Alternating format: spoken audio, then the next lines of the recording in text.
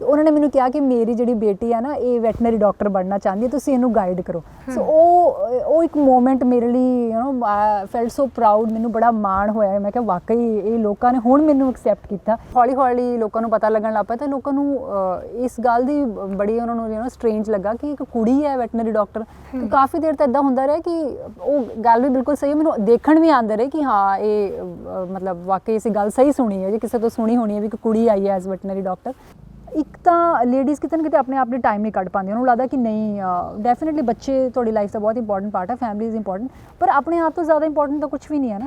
ਜਿੰਨਾ ਤੂੰ ਭੁਲਾਵੇਂਗਾ ਉਹਨੇ ਯਾਦ ਆਵਾਂਗੇ, ਜਿੰਨੇ ਯਾਦ ਆਵਾਂਗੇ ਉਹਨਾਂ ਹੀ ਰੁਆਵਾਂਗੇ।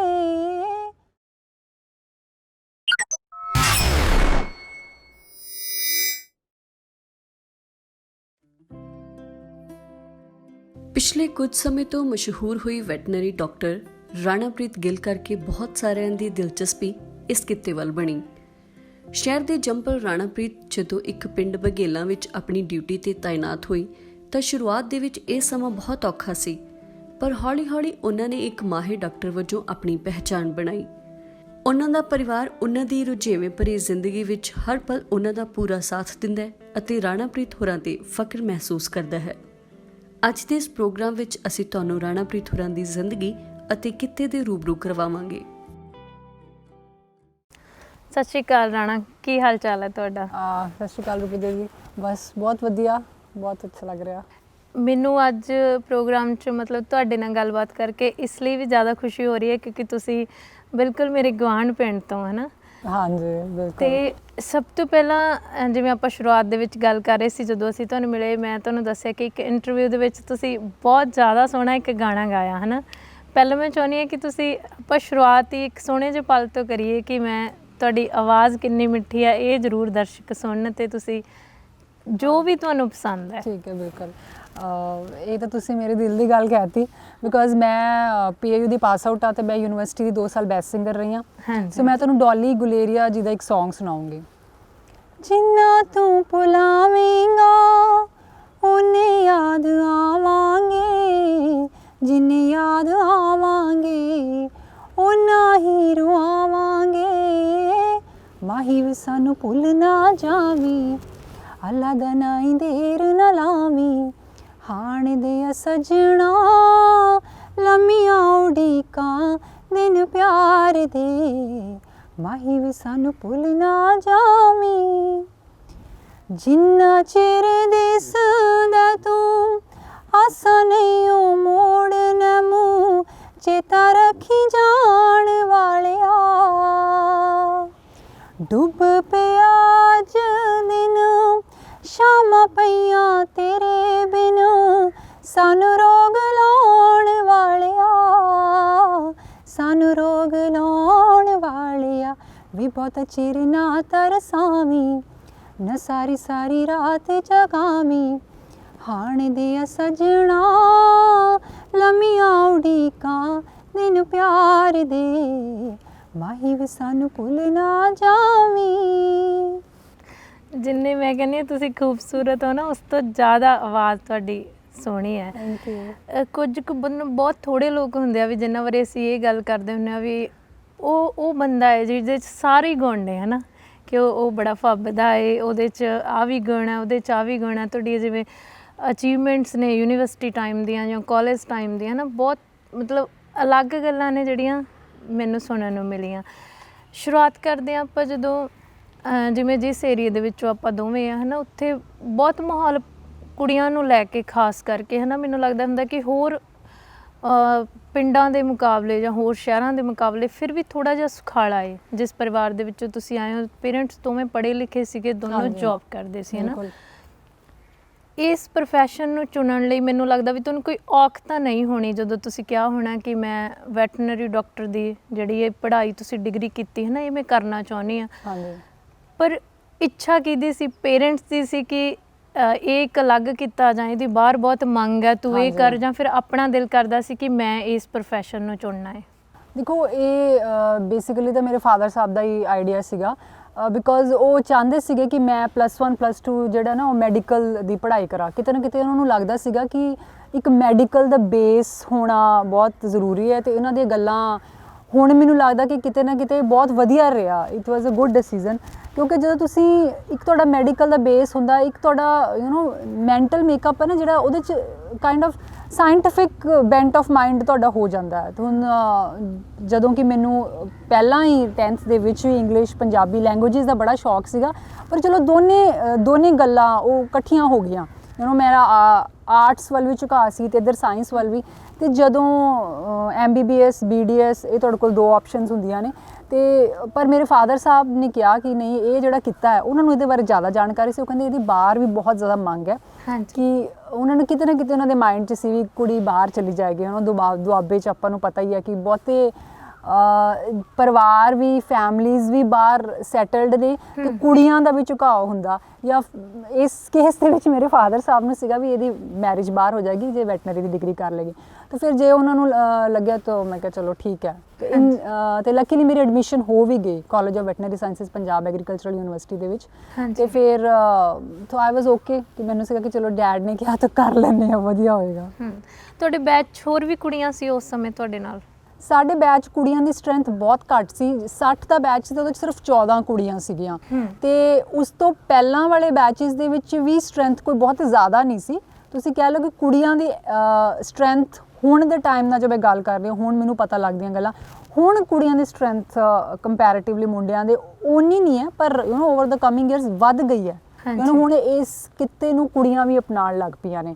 ਤੇ ਇਨਫੈਕਟ ਲੁਧਿਆਣਾ ਜਿੱਥੇ ਯੂਨੀਵਰਸਿਟੀ ਸਿਚੁਏਟਡ ਹੈ, ਉੱਥੇ ਕੁੜੀਆਂ ਬਹੁਤ ਸਕਸੈਸਫੁਲੀ ਸਮਾਲ ਐਨੀਮਲ ਕਲੀਨੀਸ਼ੀਅਨਸ ਦਾ ਵੀ ਕੰਮ ਕਰਦੀਆਂ ਨੇ। ਬਿਕੋਜ਼ ਸਾਡੀ ਤਾਂ ਗਵਰਨਮੈਂਟ ਜੋਬ ਹੈ, ਪਰ ਅਦਰਵਾਈਜ਼ ਵੀ ਕੁੜੀਆਂ ਐਜ਼ ਕਲੀਨੀਸ਼ੀਅਨਸ ਵੀ ਆਪਣੇ ਕਲੀਨਿਕਸ ਵੀ ਵੱਡੇ ਸ਼ਹਿਰਾਂ ਦੇ ਵਿੱਚ ਜਿਹੜੀਆਂ ਖੋਲ੍ਹ ਕੇ ਬਹੁਤ ਸਕਸੈਸਫੁਲ ਪ੍ਰੈਕਟਿਸ ਕਰ ਰਹੀਆਂ ਨੇ। ਹਾਂਜੀ। ਸੋ ਇਹਦਾ ਰੁਝਾਨ ਜਿਹੜਾ ਨਾ ਉਹ ਓਵਰ ਦਾ ਕਮਿੰਗ ਈਅਰਸ ਵਧਿਆ ਹੈਗਾ। ਇਹਨੂੰ ਇੱਕ ਕਹਿ ਸਕਦੇ ਹੋ ਕਿ ਮਾਣ ਵਾਲਾ ਕੀਤਾ, ਪੇਰੈਂਟਸ ਵੀ ਤੇ ਕੁੜੀਆਂ ਵੀ ਸਮਝਣ ਲੱਗ ਪਈਆਂ ਨੇ। ਮੈਨੂੰ ਲੱਗਦਾ ਵੀ ਜਿਵੇਂ ਲੋਕ ਅਵੇਅਰ ਹੁੰਦੇ ਆ, ਜਿਵੇਂ ਲੋਕਾਂ ਤੱਕ ਇਸ ਚੀਜ਼ ਦੀ ਜਾਣਕਾਰੀ ਪਹੁੰਚਦੀ ਹੈ ਨਾ, ਫਿਰ ਉਸ ਫੀਲਡ ਵੱਲ ਨੂੰ ਲੋਕ ਇੰਟਰਸਟਿਡ ਹੋ ਜਾਂਦੇ ਆ। ਜਿਵੇਂ ਆਪਾਂ ਗੱਲ ਕਰੀਏ ਕਿ ਤੁਸੀਂ ਵੈਟਰਨਰੀ ਡਾਕਟਰ ਹੈ ਨਾ, ਤੁਸੀਂ ਉਸ ਚੀਜ਼ ਤੋਂ ਸ਼ੁਰੂਆਤ ਕੀਤੀ, ਹੁਣ ਤੁਸੀਂ ਐਜ਼ ਆਫਿਸਰ ਕੰਮ ਕਰ ਰਹੇ ਹੋ। ਮੈਨੂੰ ਲੱਗਦਾ ਹੁੰਦਾ ਵੀ ਜਿਹੜੇ ਆਪਣੇ ਜਿੱਦਾਂ ਉਹ ਪਿੰਡ ਨੇ ਜਿੱਥੇ ਤੁਹਾਡਾ ਪਿੰਡ ਬੇਸ਼ੱਕ ਫਤਿਹਗੜ੍ਹ ਸਾਹਿਬ ਡਿਸਟ੍ਰਿਕਟ ਦੇ ਵਿੱਚ ਪੈਂਦਾ ਹੈ, ਪਰ ਬਿਲਕੁਲ ਮੇਰੇ ਪਿੰਡ ਦੇ ਨਾਲ ਆ, ਹੈ ਨਾ। ਤਾਂ ਉੱਥੇ ਬਹੁਤ ਸਾਰੇ ਲੋਕ ਨੇ ਜਿਨ੍ਹਾਂ ਦੇ ਬਹੁਤ ਵੱਡੇ ਫਾਰਮ ਨੇ, ਹੈ ਨਾ।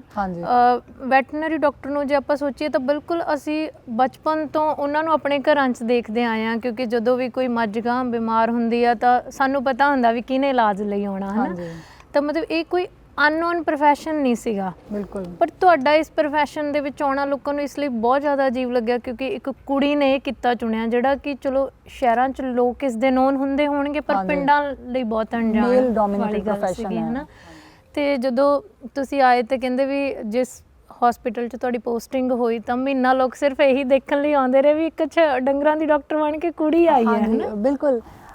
2006 ਦੇ ਵਿੱਚ ਮੈਂ ਆਪਣੀ ਜੌਬ ਜੁਆਇਨ ਕੀਤੀ ਹੈ ਇੱਕ ਪਿੰਡ ਜਿਹੜਾ ਨਕੋਦਰ ਜਗਰਾਉਂ ਰੋਡ ਤੇ ਸੀਗਾ।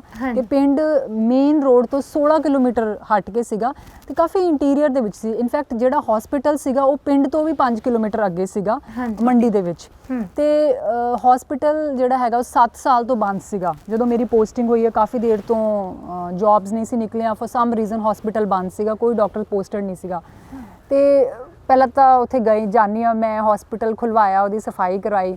ਤੇ ਉਸ ਤੋਂ ਬਾਅਦ ਜਦੋਂ ਹੌਲੀ ਲੋਕਾਂ ਨੂੰ ਪਤਾ ਲੱਗਣ ਲੱਗ ਪਿਆ ਤਾਂ ਲੋਕਾਂ ਨੂੰ ਇਸ ਗੱਲ ਦੀ ਬੜੀ ਉਹਨਾਂ ਨੂੰ ਸਟ੍ਰੇਂਜ ਲੱਗਾ ਕਿ ਇੱਕ ਕੁੜੀ ਹੈ ਵੈਟਰਨਰੀ ਡਾਕਟਰ। ਤੇ ਕਾਫੀ ਦੇਰ ਤਾਂ ਇੱਦਾਂ ਹੁੰਦਾ ਰਿਹਾ ਕਿ ਉਹ ਗੱਲ ਵੀ ਬਿਲਕੁਲ ਸਹੀ, ਮੈਨੂੰ ਦੇਖਣ ਵੀ ਆਉਂਦੇ ਰਹੇ ਕਿ ਹਾਂ ਇਹ ਮਤਲਬ ਵਾਕਈ ਅਸੀਂ ਗੱਲ ਸਹੀ ਸੁਣੀ ਹੈ, ਜੇ ਕਿਸੇ ਤੋਂ ਸੁਣੀ ਹੋਣੀ ਹੈ ਵੀ ਇੱਕ ਕੁੜੀ ਆਈ ਹੈ ਐਜ਼ ਵੈਟਰਨਰੀ ਡਾਕਟਰ। ਤੇ ਫਿਰ ਉਹਨਾਂ ਨੂੰ ਇਹ ਨਹੀਂ ਪਤਾ ਸੀਗਾ ਕਿ ਮੈਨੂੰ ਡਾਕਟਰ ਸਾਹਿਬ ਕਹਿਣ ਤੋਂ ਝਿਜਕਦੇ ਸੀ। ਉਹਨਾਂ ਨੇ ਮੈਨੂੰ ਨਰਸ ਹੀ ਕਹਿਣਾ, ਨਰਸ ਸਾਡਾ ਪਸ਼ੂ ਬਿਮਾਰ ਹੈ ਜਾਂ ਸਾਡੀ ਮੱਝ ਜਿਹੜੀ ਹੈ ਚੈੱਕ ਕਰਨੀ ਹੈ, ਤੁਸੀਂ ਕਰੋਗੇ। ਸੋ ਇੱਦਾਂ ਦੀਆਂ ਗੱਲਾਂ ਹੁੰਦੀਆਂ ਸੀ। ਅਤੇ ਫਿਰ ਗਵਰਨਮੈਂਟ ਨੇ ਸਾਨੂੰ ਕਿਹਾ ਕਿ ਅਸੀਂ ਵੈਟਨਰੀ ਇੰਸਪੈਕਟਰਸ ਇੰਪਲੋਏ ਕਰਨੇ। ਅਤੇ ਜਿਹੜਾ ਮੇਰੇ ਨਾਲ ਲੜਕਾ ਸੀਗਾ ਐਜ਼ ਵੈਟਨਰੀ ਇੰਸਪੈਕਟਰ, ਮੇਰੇ ਤੋਂ ਏਜ 'ਚ ਵੀ ਜੂਨੀਅਰ ਸੀਗਾ। ਅਤੇ ਉਹਨੂੰ ਲੋਕਾਂ ਨੇ ਫਿਰ ਕਹਿਣਾ ਕਿ ਡਾਕਟਰ ਸਾਹਿਬ, ਜਾਂ ਫਿਰ ਜੇ ਕੋਈ ਗੱਲ ਕਹਿਣੀ ਤਾਂ ਉਹਦੇ ਥਰੂ ਮੈਨੂੰ ਅਪਰੋਚ ਕਰਨਾ, ਵੀ ਪਹਿਲਾਂ ਉਹਨੂੰ ਗੱਲ ਕਹਿਣੀ ਤੇ ਉਹ ਤੋਂ ਬਾਅਦ ਕਹਿਣਾ ਵੀ ਉਹਨੇ ਫਿਰ ਮੈਨੂੰ ਦੱਸਣਾ ਕਿ ਉਹਨਾਂ ਦੇ ਪਸ਼ੂ ਨੂੰ ਇਹ ਪ੍ਰੋਬਲਮ ਹੈ। ਹਾਂਜੀ। ਸੋ ਇਦਾਂ ਦੀਆਂ ਦਿੱਕਤਾਂ ਆਉਂਦੀਆਂ ਸੀ।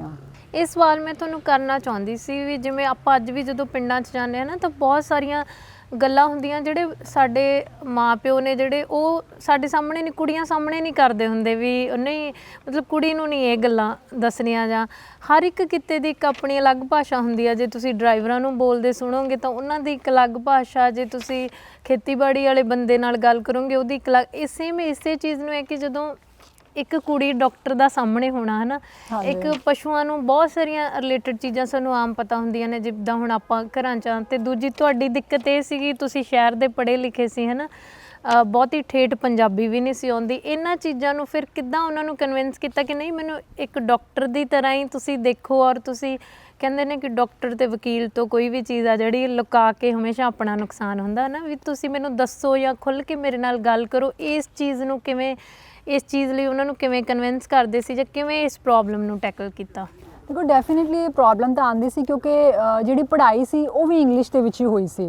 ਜਿੰਨੀਆਂ ਵੀ ਟੈਕਸਟ ਬੁੱਕ ਸੀਗੀਆਂ ਵੈਟਨਰੀ ਦੇ ਉਹ ਸਾਰੀਆਂ ਇੰਗਲਿਸ਼ 'ਚ ਹੀ ਪੜ੍ਹਾਇਆ ਜਾਂਦਾ ਸੀਗਾ। ਅਤੇ ਜਿਹੜੀ ਟਰਮੀਨੋਲੋਜੀ ਪਿੰਡਾਂ ਦੇ ਵਿੱਚ ਯੂਜ਼ ਕਰਦੇ ਸੀਗੇ ਉਹ ਡੈਫੀਨਿਟਲੀ ਬੜੀ ਡਿਫਰੈਂਟ ਸੀ ਅਤੇ ਆਉਂਦੀ ਵੀ ਨਹੀਂ ਸੀ। ਪਹਿਲਾਂ ਤਾਂ ਜਿਹੜੇ ਲੋਕਲ ਉੱਥੋਂ ਦੇ ਡਾਕਟਰ ਸੀ ਐਕਸਪੀਰੀਅੰਸਡ, ਉਹਨਾਂ ਨਾਲ ਗੱਲਬਾਤ ਕਰਨੀ ਸ਼ੁਰੂ ਕੀਤੀ ਅਤੇ ਉਹਨਾਂ ਤੋਂ ਇੱਕ ਡਾਇਰੀ ਮੈਂ ਲੈ ਕੇ ਜਾਂਦੀ ਸੀ। ਮਹਿਤਪੁਰ ਡਾਕਟਰ ਇਕਬਾਲ ਪੋਸਟਡ ਹੁੰਦੇ ਸੀ। ਪਹਿਲਾਂ ਕੁਝ ਦਿਨ ਉਹਨਾਂ ਕੋਲ ਲਿਖਾਏ ਉਹ ਸਾਰੀਆਂ ਟਰਮਸ ਕਿ ਪਲਾਸੈਂਟਾ ਨੂੰ ਮਟਿਆਂਡੀ ਕਹਿੰਦੇ ਨੇ, ਅਤੇ ਜਿਹੜਾ ਜੇਰ ਨੂੰ ਕੀ ਜਿਹੜਾ ਹੈਗਾ ਪਲਾਸੈਂਟਾ ਕਹਿੰਦੇ ਨੇ, ਅਤੇ ਉਹ ਜਿਹੜਾ ਵਾਟਰ ਬੈਗ ਆ ਉਹਨੂੰ ਮਟਿਆਂਡੀ ਕਹਿੰਦੇ ਨੇ। ਸੋ ਇਹ ਸਾਰੀਆਂ ਟਰਮਸ ਜਿਹੜੀਆਂ ਨਾ ਇਹ ਲਿਖ ਕੇ ਯਾਦ ਕਰਨੀਆਂ ਪਈਆਂ ਅਤੇ ਉਸ ਤੋਂ ਬਾਅਦ ਹੌਲੀ ਹੌਲੀ ਉਹ ਯੂਜ਼ 'ਚ ਲਿਆਂਦੀਆਂ।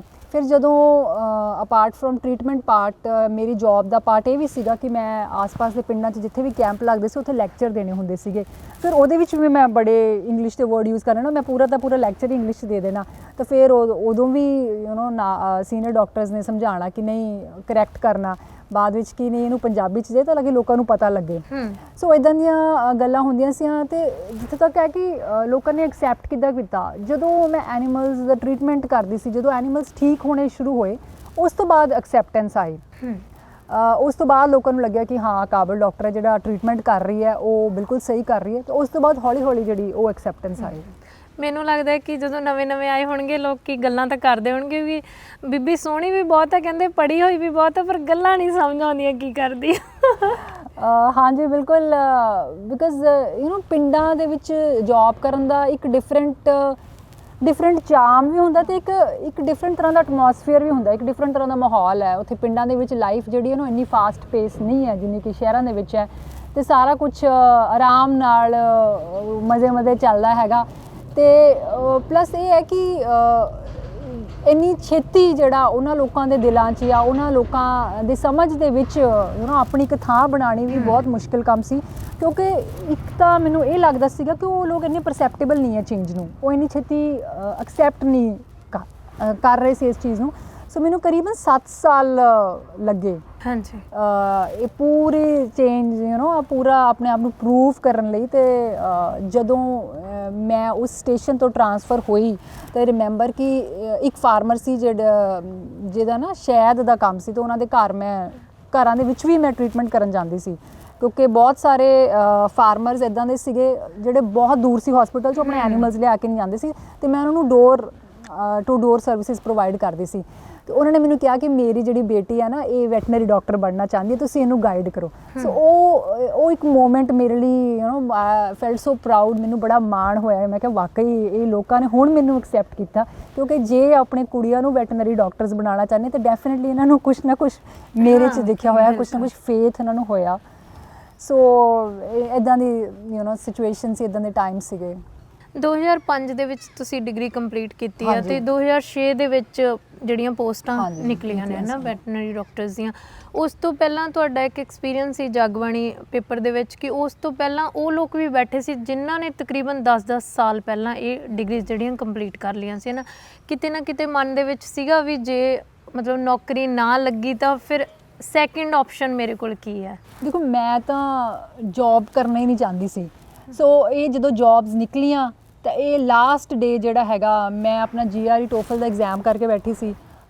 ਕਰੀਬਨ 1367 ਮੇਰਾ GRE 'ਚ ਸਕੋਰ ਸੀ, ਟੋਫਲ 'ਚ ਵੀ ਅੱਛਾ ਸੀਗਾ। ਤੇ ਮੇਰੇ ਕੋਲ ਇੱਕ ਯੂਨੀਵਰਸਿਟੀ ਦੀ ਨਾਰਥ ਡਕੋਟਾ ਸਟੇਟ ਯੂਨੀਵਰਸਿਟੀ ਦਾ ਐਡਮਿਸ਼ਨ ਦੀ ਵੀ ਮਤਲਬ ਆਲਮੋਸਟ ਉਧਰੋਂ ਪੂਰਾ ਹੋ ਗਿਆ ਸੀਗਾ। ਉਹਨਾਂ ਨੇ ਮੈਨੂੰ ਕਹਿਤਾ ਸੀਗਾ ਕਿ ਉਹਨਾਂ ਐਡਵਾਈਜ਼ਰ ਵੀ ਅਸਾਈਨ ਕਰਤਾ ਸੀ। ਸੋ ਮੈਂ ਆਪਣੇ ਪੇਰੈਂਟਸ ਨੂੰ ਕਿਹਾ ਕਿ ਮੈਂ ਜੌਬ ਕਿਉਂ ਕਰਾਂ, ਮੈਂ ਤਾਂ ਜਾ ਰਹੀ ਹਾਂ ਬਾਹਰ, ਮੈਂ ਤਾਂ ਐਡਮਿਸ਼ਨ ਮਿਲ ਗਈ ਹੈ। ਤੇ ਪਰ ਉਹ ਕਹਿੰਦੇ ਸੀ ਕਿ ਨਹੀਂ, ਲਾਸਟ ਡੇ, ਫਿਰ ਜਦੋਂ ਲਾਸਟ ਡੇ ਸੀਗਾ ਉਸ ਦਿਨ ਮੈਂ ਆਪਣੇ ਫਾਦਰ ਦੇ ਨਾਲ ਚੰਡੀਗੜ੍ਹ ਗਈ। ਉਹ ਕਹਿੰਦੇ ਕਿ ਕੋਈ ਗੱਲ ਨਹੀਂ, ਤੂੰ ਇੱਕ ਵਾਰ ਸਾਡੇ ਕਹੇ ਤੇ ਜਸਟ ਇੱਕ ਵਾਰ ਤੂੰ ਭਰ ਦੇ। ਤੇ ਐਪਲੀਕੇਸ਼ਨ ਉਹ ਮੈਂ ਫਿਲ ਕੀਤੀ ਤਾਂ ਲੱਕੀਲੀ ਮੈਨੂੰ ਜੌਬ ਵੀ ਮਿਲ ਗਈ। ਫਿਰ ਜੌਬ ਲੈਣ ਵਾਲੇ ਵੀ ਦਿਨ ਸਾਰੇ ਬੜੇ ਖੁਸ਼ ਤੇ ਮੈਂ ਨਾ ਬਿਲਕੁਲ ਉਦਾਸ, ਕਿ ਮੈਨੂੰ ਉਦੋਂ ਇਸ ਜੌਬ ਦੀ ਇੰਪੋਰਟੈਂਸ ਦਾ ਅਹਿਸਾਸ ਨਹੀਂ ਸੀ। ਮੈਨੂੰ ਇਹ ਅਹਿਸਾਸ ਨਹੀਂ ਸੀ ਕਿ ਇਸ ਜੌਬ ਦੇ ਨਾਲ ਕਿੰਨਾ ਕੁ ਰੁਤਬਾ, ਇੱਜ਼ਤ, ਮਾਣ ਅਪਾਰਟ ਫਰੋਮ ਦਾ ਸੈਲਰੀ ਮਿਲੇਗਾ। ਸੋ ਉਹ ਚੀਜ਼ਾਂ ਦਾ ਨਾ ਮੈਨੂੰ ਲੱਗਦਾ ਕਿ ਉਹ 25 ਆਈ ਮਸਟ ਬੀ 25 ਉਦੋਂ ਪਤਾ ਹੀ ਨਹੀਂ ਹੁੰਦਾ ਤੁਹਾਨੂੰ, ਉਦੋਂ ਉਹਨੂੰ ਜ਼ਿੰਦਗੀ ਦਾ ਹੀ ਨਹੀਂ ਪਤਾ ਹੁੰਦਾ। ਮੈਨੂੰ ਸੀਗਾ ਕਿ ਲਾਈਫ ਤਾਂ ਬਹੁਤ ਈਜ਼ੀ ਹੈ, ਮੈਂ ਬਾਹਰ ਜਾਊਂਗੀ, ਪੜੂੰਗੀ, ਮੈਂ ਉੱਥੇ ਜੌਬ ਕਰੂੰਗੀ। ਸੋ ਇਹ ਨਹੀਂ ਸੀ ਪਤਾ ਕਿ ਐਕਚੁਅਲ 'ਚ ਜੌਬਸ ਮਿਲਣੀਆਂ, ਜੌਬਸ ਕਰਨੀਆਂ ਇਹ ਕਿੰਨਾ ਚੈਲੰਜਿੰਗ ਹੈ। ਬਿਲਕੁਲ। ਸੋ ਮੈਂ ਬਿਲਕੁਲ ਇੰਟਰਸਟਿਡ ਨਹੀਂ ਸੀ, ਪਰ ਉਹ ਜੌਬ ਮੈਨੂੰ ਧੱਕੇ ਨਾਲ ਦਵਾਈ, ਇਹ ਜੌਬ ਮੈਨੂੰ ਧੱਕੇ ਨਾਲ ਦਵਾਈ ਗਈ। ਉਦੋਂ ਸਾਡਾ ਜਿਹੜਾ ਡਿਪਾਰਟਮੈਂਟ ਸੀ, ਵੀ ਵਰ ਇੰਪਲੋਇਡ ਅੰਡਰ ਜ਼ਿਲ੍ਹਾ ਪਰਿਸ਼ਦ। ਸਾਡਾ ਡਿਪਾਰਟਮੈਂਟ ਸੀ ਰੂਰਲ ਡਿਵੈਲਪਮੈਂਟ ਐਂਡ ਪੰਚਾਇਤਸ, ਤੇ ਅਸੀਂ ਆਪਣੇ ਪੇਰੈਂਟ ਡਿਪਾਰਟਮੈਂਟ ਦੇ ਅੰਡਰ ਨਹੀਂ ਸੀ। ਉਹ ਸਾਡੀ ਕੰਟਰੈਕਚੁਅਲ ਜੌਬ ਸੀ। ਜਦੋਂ 2006 'ਚ ਨਿਕਲਿਆ, ਬਾਅਦ ਵਿੱਚ ਅਰਾਊਂਡ 2013 'ਚ ਅਸੀਂ ਆਪਣੇ ਪੇਰੈਂਟ ਡਿਪਾਰਟਮੈਂਟ 'ਚ ਆਏ ਹਾਂ, ਤੇ ਹੁਣ ਅਸੀਂ ਐਨੀਮਲ ਹਸਬੈਂਡਰੀ ਡਿਪਾਰਟਮੈਂਟ ਦੇ ਪਰਮਾਨੈਂਟ ਇੰਪਲੋਈਜ਼ ਹਾਂ। ਸੋ ਇਹ ਵੀ ਇੱਕ ਬਹੁਤ ਵੱਡੀ ਜਦੋਜਹਿਦ ਸਾਡੀ ਐਸੋਸੀਏਸ਼ਨ ਨੇ ਲੜੀ ਹੈ। ਸੋ ਬਟ ਉਸ ਟਾਈਮ 'ਤੇ ਤਾਂ ਜੌਬਸ ਮਿਲੀਆਂ ਤੇ ਤਾਂ ਸਾਰੇ ਪੰਜਾਬ ਦੇ ਵਿੱਚ ਹੀ, ਸਾਰੇ ਪੰਜਾਬ ਦੇ ਵੈਟਰਨਰੀ ਡਾਕਟਰਸ ਬਹੁਤ ਖੁਸ਼ ਸੀ ਵੀ, ਬਿਕੋਜ਼ ਉਹ ਤੋਂ ਪਹਿਲਾਂ ਇੱਕ ਸਟਰਗਲ ਚੱਲ ਰਹੀ ਸੀ ਜੌਬਸ ਲਈ, ਤੇ ਉਹ ਸਕਸੈਸਫੁਲ ਹੋ ਗਈ struggle. So it was a happy time for everyone. ਪਰ ਮੈਂ ਕਿਤੇ ਨਾ ਕਿਤੇ ਉਦਾਸ ਸੀ, ਮੈਂ ਕਿਉਂ ਕਰ ਰਹੀ ਹਾਂ ਜੌਬ, ਕਿ ਮੈਂ ਤਾਂ ਮਤਲਬ ਬਾਹਰ ਜਾਣ ਬਾਰੇ ਸੋਚਿਆ ਸੀ ਨਾ, ਕਿਉਂਕਿ ਸ਼ੁਰੂਆਤ ਦੇ ਵਿੱਚ ਚੂਜ਼ ਵੀ ਸ਼ਾਇਦ ਇਸ ਚੀਜ਼ ਨੂੰ ਤੁਸੀਂ ਇਸੇ ਲਈ ਕੀਤਾ ਸੀ ਕਿਉਂਕਿ ਅੰਕਲ ਨੂੰ ਲੱਗਦਾ ਸੀਗਾ ਕਿ ਬਾਹਰ ਹੈ ਨਾ ਇਸ ਚੀਜ਼ ਦੀ ਬਹੁਤ ਦਿੱਕਤ ਹੈ। 2007 ਦੇ ਵਿੱਚ ਤੁਹਾਡਾ ਵਿਆਹ ਹੋਇਆ ਹੈ ਨਾ ਭਾਜੀ, ਇੰਜੀਨੀਅਰ ਨੇ, ਇੱਕ ਬਿਲਕੁਲ ਡਿਫਰੈਂਟ ਪ੍ਰੋਫੈਸ਼ਨ ਹੈ ਉਹਨਾਂ ਦਾ, ਹੈ ਨਾ। ਤੇ ਜਦੋਂ ਰਿਸ਼ਤਾ ਹੋਇਆ, ਮਤਲਬ ਰਿਸ਼ਤੇਦਾਰ ਸਹੁਰਿਆਂ ਵੱਲੋਂ ਹੈਰਾਨੀ ਨਹੀਂ ਹੋਈ ਵੀ ਅੱਛਾ ਕੁੜੀ ਵੈਟਰਨਰੀ ਡਾਕਟਰ ਆ? ਜਿਵੇਂ ਆਪਾਂ ਕਹਿੰਦੇ ਵੀ ਕਿੱਤਾ ਬੇਸ਼ੱਕ ਉਹ ਜਾਣਿਆ ਪਹਿਚਾਣਿਆ, ਘਰਾਂ 'ਚ ਪਹਿਲੀ ਜਿਹੜੀ ਲੋੜ ਹੀ ਇੱਕ ਹੈ ਨਾ ਪਸ਼ੂਆਂ ਦੇ ਡਾਕਟਰ ਦੀ ਹੁੰਦੀ ਆ, ਜਿਨ੍ਹਾਂ ਨੇ ਰੱਖੇ ਹੁੰਦੇ ਉਹਨਾਂ ਨੂੰ ਪਤਾ, ਪਰ ਇਨ-ਲॉज ਵੱਲੋਂ ਇਹ ਚੀਜ਼ ਦੀ ਹੈਰਾਨੀ ਨਹੀਂ ਸੀ, ਜਾਂ ਰਿਸ਼ਤੇਦਾਰਾਂ ਦਾ ਕਿਵੇਂ ਦਾ ਤੁਹਾਨੂੰ ਲੈ ਕੇ ਸੀਗਾ ਓਪੀਨੀਅਨ? ਸੋ ਆਈ ਥਿੰਕ ਦੇਖੋ, ਮੈਨੂੰ ਤਾਂ ਲੱਗਦਾ ਮੇਰੇ ਰਿਸ਼ਤੇਦਾਰ ਖੁਸ਼ ਹੀ ਸੀਗੇ, ਕਿਉਂਕਿ ਸਾਰਿਆਂ ਨੂੰ ਪਤਾ ਸੀਗਾ ਕਿ ਵੈਟਰਨਰੀ ਦਾ ਕੋਰਸ ਕਰ ਰਹੀ ਹੈ। ਸੋ ਕੋਈ ਨਹੀਂ, ਬਿਕੋਜ਼ ਅਸੀਂ ਐਜ਼ ਅ ਨਿਊਕਲੀਅਰ ਫੈਮਿਲੀ ਰਹਿੰਦੇ ਸੀ, ਮੈਂ, ਮੇਰੇ ਪੇਰੈਂਟਸ, ਮੇਰਾ ਬ੍ਰਦਰ। ਸੋ ਕੋਈ ਰਿਸ਼ਤੇਦਾਰਾਂ ਦਾ ਬਹੁਤਾ ਇਸ ਚੀਜ਼ 'ਚ ਇੰਟਰਫੀਅਰੈਂਸ ਨਹੀਂ ਸੀ ਰਿਲੇਟਿਵਸ ਦੀ, ਉਹ ਤਾਂ ਆਈ ਥਿੰਕ ਖੁਸ਼ ਹੀ ਹੋਣੇ ਆ। ਅਤੇ ਆਈ ਥਿੰਕ ਸਹੁਰੇ ਪਰਿਵਾਰ ਨੂੰ ਵੀ ਜਦੋਂ ਜੌਬ ਮਿਲੀ ਤਾਂ ਮੇਰੇ ਫਾਦਰ ਸਾਹਿਬ ਨੇ, ਉਦੋਂ ਮੇਰੀ ਮੈਰਿਜ ਨਹੀਂ ਹੋਈ ਸੀ, ਮੈਰਿਜ ਤੋਂ ਪਹਿਲਾਂ ਦੀ ਜੌਬ ਕਰ ਰਹੀ ਹਾਂ, ਤੇ ਸਹੁਰੇ ਪਰਿਵਾਰ ਨੂੰ ਮੇਰੇ ਫਾਦਰ ਸਾਹਿਬ ਨੇ ਫੋਨ ਕਰਕੇ ਦੱਸਤਾ ਸੀਗਾ ਕਿ ਕੁੜੀ ਨੌਕਰੀ ਲੱਗ ਗਈ। ਸੋ ਆਈ ਥਿੰਕ ਅੱਜ ਕੱਲ੍ਹ ਦੇ ਟਾਈਮ ਦੇ ਵਿੱਚ, ਬਿਕੋਜ਼ ਜਿਸ ਹਿਸਾਬ ਨਾਲ ਮਹਿੰਗਾਈ ਹੈ, ਹਸਬੈਂਡ ਵਾਈਫ ਦੋਨਾਂ ਦਾ ਅਰਨ ਕਰਨਾ ਬਹੁਤ ਜ਼ਰੂਰੀ ਹੈ। ਸੋ ਮੈਂ ਇਹ ਅਸਿਊਮ ਕਰਦੀ ਹਾਂ ਕਿ ਉਹਨਾਂ ਨੂੰ ਜ਼ਰੂਰ ਡੈਫੀਨੇਟਲੀ ਉਸ ਟਾਈਮ ਖੁਸ਼ੀ ਹੋਈ ਹੋਗੀ ਕਿ ਸਾਨੂੰ ਇੱਕ ਅਰਨਿੰਗ ਡਾਟਰ ਇਨ ਲਾ ਮਿਲ ਰਹੀ ਹੈ। ਤੋ ਬਿਕੋਜ਼ ਐਕਸਪੈਂਸਿਸ ਬਹੁਤ ਜ਼ਿਆਦਾ ਨੇ ਅੱਜ ਕੱਲ੍ਹ ਦੇ ਟਾਈਮ 'ਚ, ਤਾਂ ਮੁੰਡੇ ਵੀ ਇੱਕ ਅਰਨਿੰਗ ਕੁੜੀ ਚਾਹੁੰਦੇ ਨੇ। ਬਿਲਕੁਲ ਬਿਲਕੁਲ। ਤੋ ਕਦੀ ਕਦੀ ਇਹ ਵੀ ਹੁੰਦਾ ਹੈ ਕਿ ਜਿਵੇਂ ਮੈਂ ਜਿਵੇਂ ਤੁਹਾਨੂੰ ਦੱਸਿਆ ਸੀ ਕਿ ਮੇਰੇ ਫਾਦਰ ਵੀ ਨੇ ਜਿਹੜੇ, ਉਹਨਾਂ ਦਾ ਇੱਕ ਵੱਡਾ ਫਾਰਮ ਹੈ, ਤਾਂ ਮੈਨੂੰ ਪਤਾ ਕਿ ਜਦੋਂ ਰਾਤ ਵੇਲੇ ਵੀ ਕੋਈ ਮੱਝ ਗਾਂ ਬਿਮਾਰ ਹੁੰਦੀ ਹੈ ਤਾਂ ਉਹਨਾਂ ਨੂੰ ਇਹ ਨਹੀਂ ਪਤਾ ਹੁੰਦਾ ਕਿ ਬੰਦੇ ਦੀ ਇੱਕ ਨਿੱਜੀ ਜ਼ਿੰਦਗੀ ਆ, ਉਹ ਆਪਣੇ ਪਰਿਵਾਰ ਦੇ ਵਿੱਚ ਹੋਏਗਾ, ਜਾਂ ਇੱਕ ਡਾਕਟਰ ਦੀ ਵੀ ਆਪਣੀ ਜੌਬ ਦੇ ਟਾਈਮ ਤੋਂ ਬਾਅਦ ਹੈ ਨਾ ਉਹਦੀਆਂ ਘਰ ਦੀਆਂ ਜ਼ਿੰਮੇਵਾਰੀਆਂ, ਤਾਂ ਉਹ ਅੱਧੀ ਰਾਤ ਨੂੰ ਵੀ ਕਾਲ ਕਰ ਦਿੰਦੇ ਹੁੰਦੇ ਸੀ ਵੀ ਡਾਕਟਰ ਸਾਹਿਬ ਆਹ ਸਮੱਸਿਆ ਹੋ ਗਈ, ਹੈ ਨਾ। ਤਾਂ ਇੱਦਾਂ ਦੀਆਂ ਸਮੱਸਿਆਵਾਂ ਵੀ ਤੁਹਾਨੂੰ ਆਉਂਦੀਆਂ ਨੇ ਵੀ ਕਦੀ ਕਦੀ ਲੱਗਣ ਲੱਗ ਜਾਂਦਾ ਵੀ ਹਾਈ ਤਾਂ 24 ਘੰਟੇ ਵਾਲੀ ਹੋਈ ਨੌਕਰੀ ਹੋ ਗਈ ਹੈ? ਨਹੀਂ, ਬੀਇੰਗ ਅ ਲੇਡੀ ਮੈਨੂੰ ਇਸ ਤਰ੍ਹਾਂ ਤਾਂ ਡੈਫੀਨੇਟਲੀ ਮੈਂ ਦੱਸ ਦਿੰਦੀ ਸੀ ਕਿ ਮੈਨੂੰ ਜੌਬ ਟਾਈਮ 'ਤੇ ਹੀ ਮੈਂ ਕੇਸਿਸ ਕਰ ਸਕਦੀ ਹਾਂ, ਪਰ ਕਦੇ ਕਦੇ ਕੋਈ ਐਮਰਜੈਂਸੀ ਹੁੰਦੀ ਸੀ ਤਾਂ ਡੈਫੀਨੇਟਲੀ ਟਾਈਮ ਤੋਂ ਬਾਅਦ ਵੀ ਕਾਲਸ ਆ ਜਾਂਦੀਆਂ, ਪਰ ਇੱਦਾਂ ਦੀ ਕੋਈ ਸਮੱਸਿਆ ਰਹੀ ਨਹੀਂ, ਕਿਉਂਕਿ because veterinary doctors the availability ਆਸ-ਪਾਸ ਦੇ ਪਿੰਡਾਂ ਦੀ ਵੀ ਹੁੰਦੀ ਸੀ, ਤਾਂ ਉਹ ਬਾਕੀ ਜਿਹੜੇ ਲੋਕ ਸੀ ਉਹ ਹੈਲਪ ਕਰ ਦਿੰਦੇ ਸੀ, ਕਹਿ ਦਿੰਦਾ ਸੀਗਾ ਕਿ ਉਹ ਵਾਲੇ ਵੈਟਰਨਰੀ ਡਾਕਟਰ ਆ ਉਹਨਾਂ ਨੂੰ ਕਾਲ ਕਰ ਲਓ।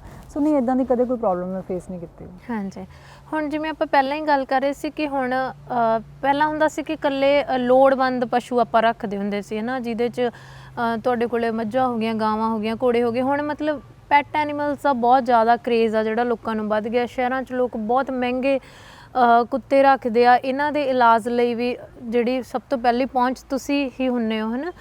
ਤਾਂ ਤੁਹਾਨੂੰ ਲੱਗਦਾ ਵੀ ਇਹ ਕਿੱਤਾ ਹੁਣ ਜੇ ਕਿਸੇ ਨੂੰ ਜੌਬ ਵੀ ਨਹੀਂ ਮਿਲਦੀ ਤਾਂ ਉਹਦੇ ਲਈ ਵੀ ਫਾਇਦੇਮੰਦ ਹੈ ਕਿ ਤੁਸੀਂ ਆਪਣੇ ਕਲੀਨਿਕ ਖੋਲ੍ਹ ਕੇ ਹੁਣ ਇੱਕ ਚੰਗੀ ਅਰਨਿੰਗ ਕਰ ਸਕਦੇ ਹੋ? ਹਾਂਜੀ ਬਿਲਕੁਲ, ਬਿਕੋਜ਼ ਪੈਟਸ ਦਾ ਰੁਝਾਨ ਹੁਣ ਇਕੱਲੇ ਸ਼ਹਿਰਾਂ ਦੇ ਵਿੱਚ ਵੀ ਨਹੀਂ, ਪਿੰਡਾਂ ਦੇ ਵਿੱਚ ਵੀ ਹੈ।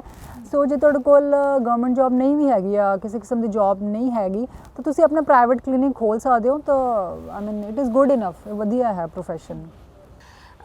ਕੋਈ ਇੱਦਾਂ ਦਾ ਤੁਹਾਨੂੰ ਲੱਗਦਾ ਹੈ ਕਿ ਹੁਣ ਦੇ ਟਾਈਮ 'ਚ ਹੈ ਜਿਹੜਾ ਇਹ ਜਿਹੜੇ ਜਿੱਦਾਂ ਤੁਸੀਂ ਉਸ ਆਰਟੀਕਲ ਦੇ ਵਿੱਚ ਵੀ ਲਿਖਦੇ ਹੋ ਕਿ ਦੁੱਧ ਉਤਪਾਦਨ ਹੈ ਜਿਹੜਾ ਬਹੁਤ ਜ਼ਿਆਦਾ ਮਹਿੰਗਾ ਹੋ ਗਿਆ ਹੈ ਨਾ, ਲੋਕ ਪਸ਼ੂ ਰੱਖਣ ਤੋਂ ਗੁਰੇਜ਼ ਕਰਨ ਲੱਗ ਗਏ। ਉੱਪਰੋਂ ਡਾਕਟਰਸ ਦੀਆਂ ਜਿਹੜੀਆਂ ਸਿਟਿੰਗਸ ਹੁੰਦੀਆਂ ਨੇ, ਤੁਹਾਡੀ ਵਿਜ਼ਿਟ ਹੁੰਦੀ ਆ ਬਹੁਤ ਮਹਿੰਗੀ ਹੁੰਦੀ ਆ, ਜਿਵੇਂ 300-400 ਰੁਪਏ ਵੀ ਮਤਲਬ ਇੱਕ ਵਿਜ਼ਿਟ ਦਾ ਹੋ ਜਾਂਦਾ ਹੈ। ਤਾਂ ਇਸ ਚੀਜ਼ ਨਾਲ ਤੁਹਾਨੂੰ ਲੱਗਦਾ ਹੈ ਕਿ ਆਉਣ ਵਾਲੇ ਸਮੇਂ ਦੇ ਵਿੱਚ ਤੁਹਾਡੇ ਪ੍ਰੋਫੈਸ਼ਨ 'ਤੇ ਕੋਈ ਅਸਰ ਹੋਊਗਾ? ਕਿਉਂਕਿ ਅੱਜ ਕੱਲ੍ਹ ਹਰ ਕੋਈ ਚਾਹੁੰਦਾ ਹੈ ਕਿ ਜੇ ਮੈਨੂੰ 50 ਰੁਪਏ ਲੀਟਰ ਦੁੱਧ ਮਿਲਦਾ ਤਾਂ ਮੈਂ ਇੱਕ ਪਸ਼ੂ 'ਤੇ ਖਰਚਾ ਕਿਉਂ ਕਰਾਂ, ਹੈ ਨਾ। ਜਿਵੇਂ ਆਪਾਂ ਨੂੰ ਵੈਸੇ ਵੀ ਪਤਾ ਹੈ ਕਿ ਇਹ ਕੋਈ ਵਾਈਟ ਕਾਲਰ ਜੌਬ ਤਾਂ ਹੈ ਨਹੀਂ ਗੀ, ਤੁਹਾਡਾ ਪੂਰਾ ਦਿਨ ਉਸ ਚੀਜ਼ ਦੀ ਦੇਖ ਰੇਖ 'ਚ ਲੱਗ ਜਾਂਦਾ। ਤਾਂ ਇਸ ਚੀਜ਼ ਨਾਲ ਮਤਲਬ ਤੁਹਾਡੇ ਕਿੱਤੇ 'ਤੇ ਕੋਈ ਫਰਕ ਪਏਗਾ ਆਉਣ ਵਾਲੇ ਦਿਨਾਂ 'ਚ, ਜਾਂ ਹੁਣ ਤੁਹਾਨੂੰ ਲੱਗਦਾ ਹੈ? ਨਹੀਂ ਦੇਖੋ, ਸਾਡੀ ਜੌਬ ਤਾਂ ਹੈ ਬੇਸਿਕਲੀ ਫਾਰਮਰ ਨੂੰ ਅਸਿਸਟ ਕਰਨਾ। ਸੋ ਇਹ ਡੈਫੀਨੇਟਲੀ ਇੱਦਾਂ ਦੀਆਂ ਪ੍ਰੋਬਲਮਸ ਆਉਂਦੀਆਂ ਨੇ, ਪਰ ਇਹਦੇ ਵਿੱਚ ਵੀ ਫਾਰਮਰਸ ਨੇ ਇੱਕ ਤੋੜ ਲੱਭਿਆ ਹੋਇਆ ਹੈ ਜਿੱਥੇ ਵਧੀਆ farmer, successful farmers profitable milk production ਕਰ ਰਹੇ ਆ। ਉਸ ਕੇਸ 'ਚ ਪੂਰੀ ਦੀ ਪੂਰੀ ਫੈਮਿਲੀ ਹੀ ਉਹਨਾਂ ਨੂੰ ਸਪੋਰਟ ਕਰ ਰਹੀ ਹੈ, ਅਤੇ ਉਹਦੇ ਵਿੱਚ ਹਸਬੈਂਡ ਹੈ, ਵਾਈਫ ਹੈ, ਈਵਨ ਬੱਚੇ ਵੀ ਨਾਲ ਹੈਲਪ ਕਰ ਰਹੇ। ਸੋ ਮੈਨੂੰ ਯਾਦ ਹੈ ਕਿ ਬਘੇਲੇ ਦੇ ਪਿੰਡ ਦੇ ਕੋਲ ਇੱਕ ਪਿੰਡ ਸੀ ਕੈਮ ਵਾਲਾ, ਮੈਂ 2006 ਦੀ ਗੱਲ ਕਰ ਰਹੀ ਹਾਂ। ਇੱਕ ਫਾਰਮ ਦੇ ਉੱਤੇ ਮੈਂ ਜਾਂਦੀ ਹੁੰਦੀ ਸੀ ਰੈਗੂਲਰਲੀ, ਅਤੇ ਉਹਦੇ ਜਦੋਂ ਬੱਚਿਆਂ ਨੇ ਸਕੂਲ ਤੋਂ ਪੜ੍ਹ ਕੇ ਆਉਣਾ ਤਾਂ ਉਹਨਾਂ ਨੇ ਵੀ ਜਿਹੜੇ ਪਸ਼ੂ ਹੁੰਦੇ ਸੀ ਉਹਨਾਂ ਨੂੰ ਪੱਠੇ ਪਾਉਣੇ, ਉਹਨਾਂ ਨੇ ਵੀ ਹੈਲਪ ਕਰਨੀ। ਤਾਂ ਪੂਰਾ ਦਾ ਪੂਰਾ ਪਰਿਵਾਰ ਹੀ, ਉਹਨਾਂ ਕੋਲ ਹੈਲਪਰ ਵੀ ਸੀ, ਪਰ ਉਹ ਹੈਲਪਰ ਥੋੜ੍ਹੇ ਸੀ।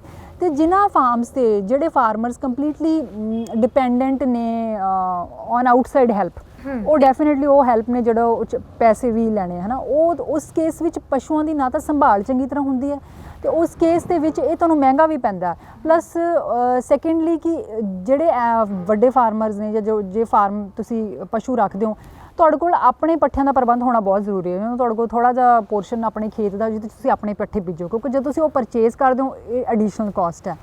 ਅਤੇ ਵੈਟਨਰੀ ਦੀ ਕਾਸਟ ਅਸੀਂ ਘੱਟ ਕਰਨ ਦੀ ਕੋਸ਼ਿਸ਼ ਕਰਦੇ ਹਾਂ ਕਿ ਵੀ ਪ੍ਰਸਕ੍ਰਾਈਬ ਜੈਨਰਿਕ ਮੈਡੀਸਨਸ, ਜਿਵੇਂ ਕਿ ਗਵਰਨਮੈਂਟ ਦੀ ਵੀ ਰੂਲਿੰਗ ਹੈ ਕਿ ਬਹੁਤੀ ਐਕਸਪੈਂਸਿਵ ਮੈਡੀਸਿਨਸ ਨਾ ਪ੍ਰਸਕ੍ਰਾਈਬ ਕੀਤੀਆਂ ਜਾਣ। ਜਦੋਂ ਕਿ ਸਾਲਟ ਸੇਮ ਹੈ, ਤੁਸੀਂ ਤਾਂ ਉਹੀ ਡਰੱਗ ਲਿਖੋ ਜਿਹੜੀ ਚੀਪ ਹੈਗੀ ਹੈ ਨਾ। ਬਿਲਕੁਲ, ਉਹ ਹਰ ਫੀਲਡ 'ਚ ਹੀ ਕਿਹਾ ਜਾਂਦਾ ਜਿੱਦਾਂ, ਹੈ ਨਾ।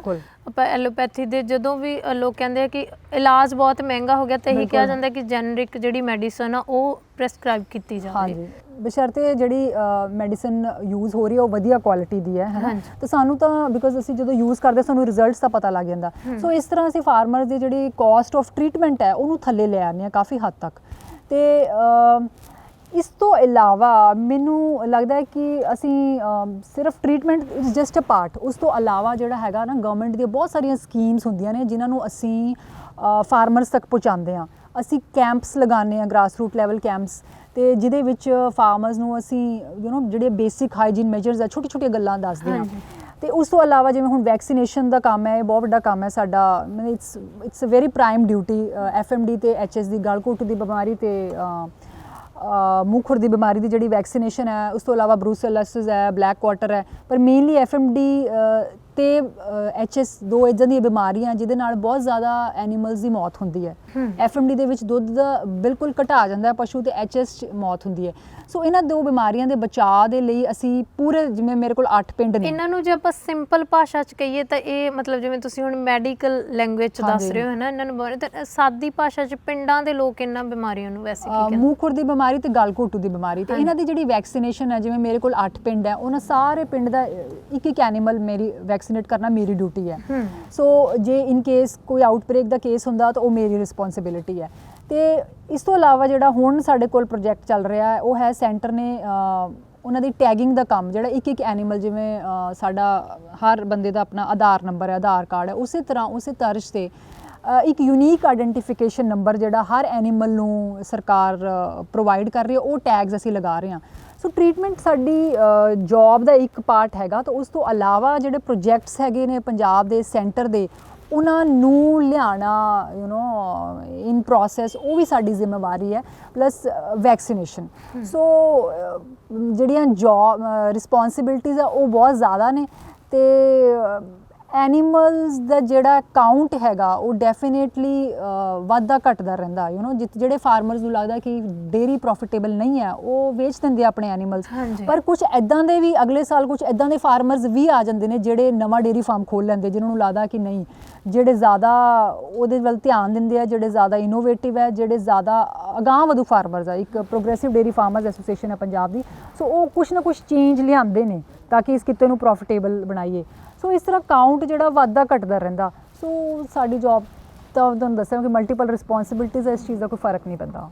ਤੁਹਾਨੂੰ ਦੇਖ ਕੇ ਮੈਨੂੰ 2 ਸਵਾਲ ਮਤਲਬ ਪਹਿਲਾਂ ਹੀ ਮੇਰੇ ਦਿਮਾਗ 'ਚ ਚੱਲ ਰਹੇ ਸੀ ਵੀ ਇੱਕ ਤਾਂ ਇਹ ਕਿ ਸ਼ਹਿਰ ਦੀ ਪੜ੍ਹੀ ਲਿਖੀ ਕੁੜੀ ਨੂੰ ਪਿੰਡ ਜਾ ਕੇ ਉਹ ਜੌਬ ਕਰਨੀ ਜਿਸ 'ਚ ਕਹਿ ਦਿੰਦੇ ਕਿ ਗੋਹੇ ਨਾਲ ਗੋਹਾ ਹੋਣਾ, ਹੈ ਨਾ, ਇਹ ਚੀਜ਼ ਔਖੀ ਲੱਗੀ ਸੀਗੀ ਆਪਣੇ ਆਪ ਨੂੰ?